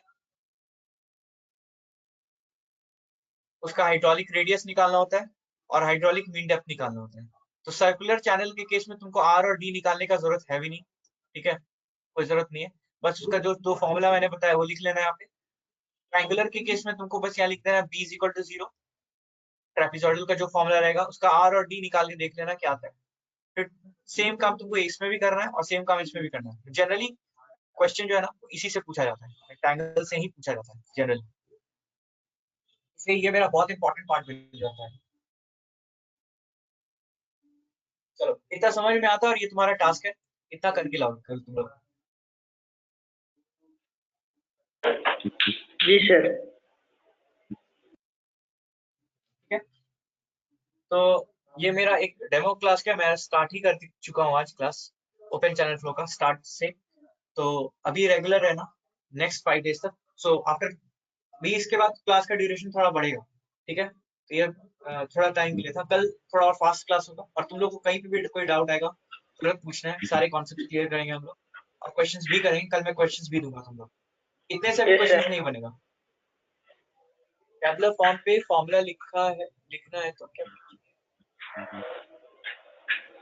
टैबलर फॉर्म पे फॉर्मूला लिखना है, बस यही असाइनमेंट है। हाँ यही असाइनमेंट है। तुम लोग को सब कुछ एक टेबल फॉर्मेट में लिख करके लेके आना है कल A to Z, ठीक है। चलो ठीक है। So I hope so I have made my point clear to you guys for today. Sir. Then see you tomorrow by the same timing, and timing may increase. Yeah, thank you. So timing may increase according to the requirement. Question ज्यादा करना होगा तो question हम लोग ज्यादा करेंगे, कम करना होगा तो कम करेंगे, ठीक है।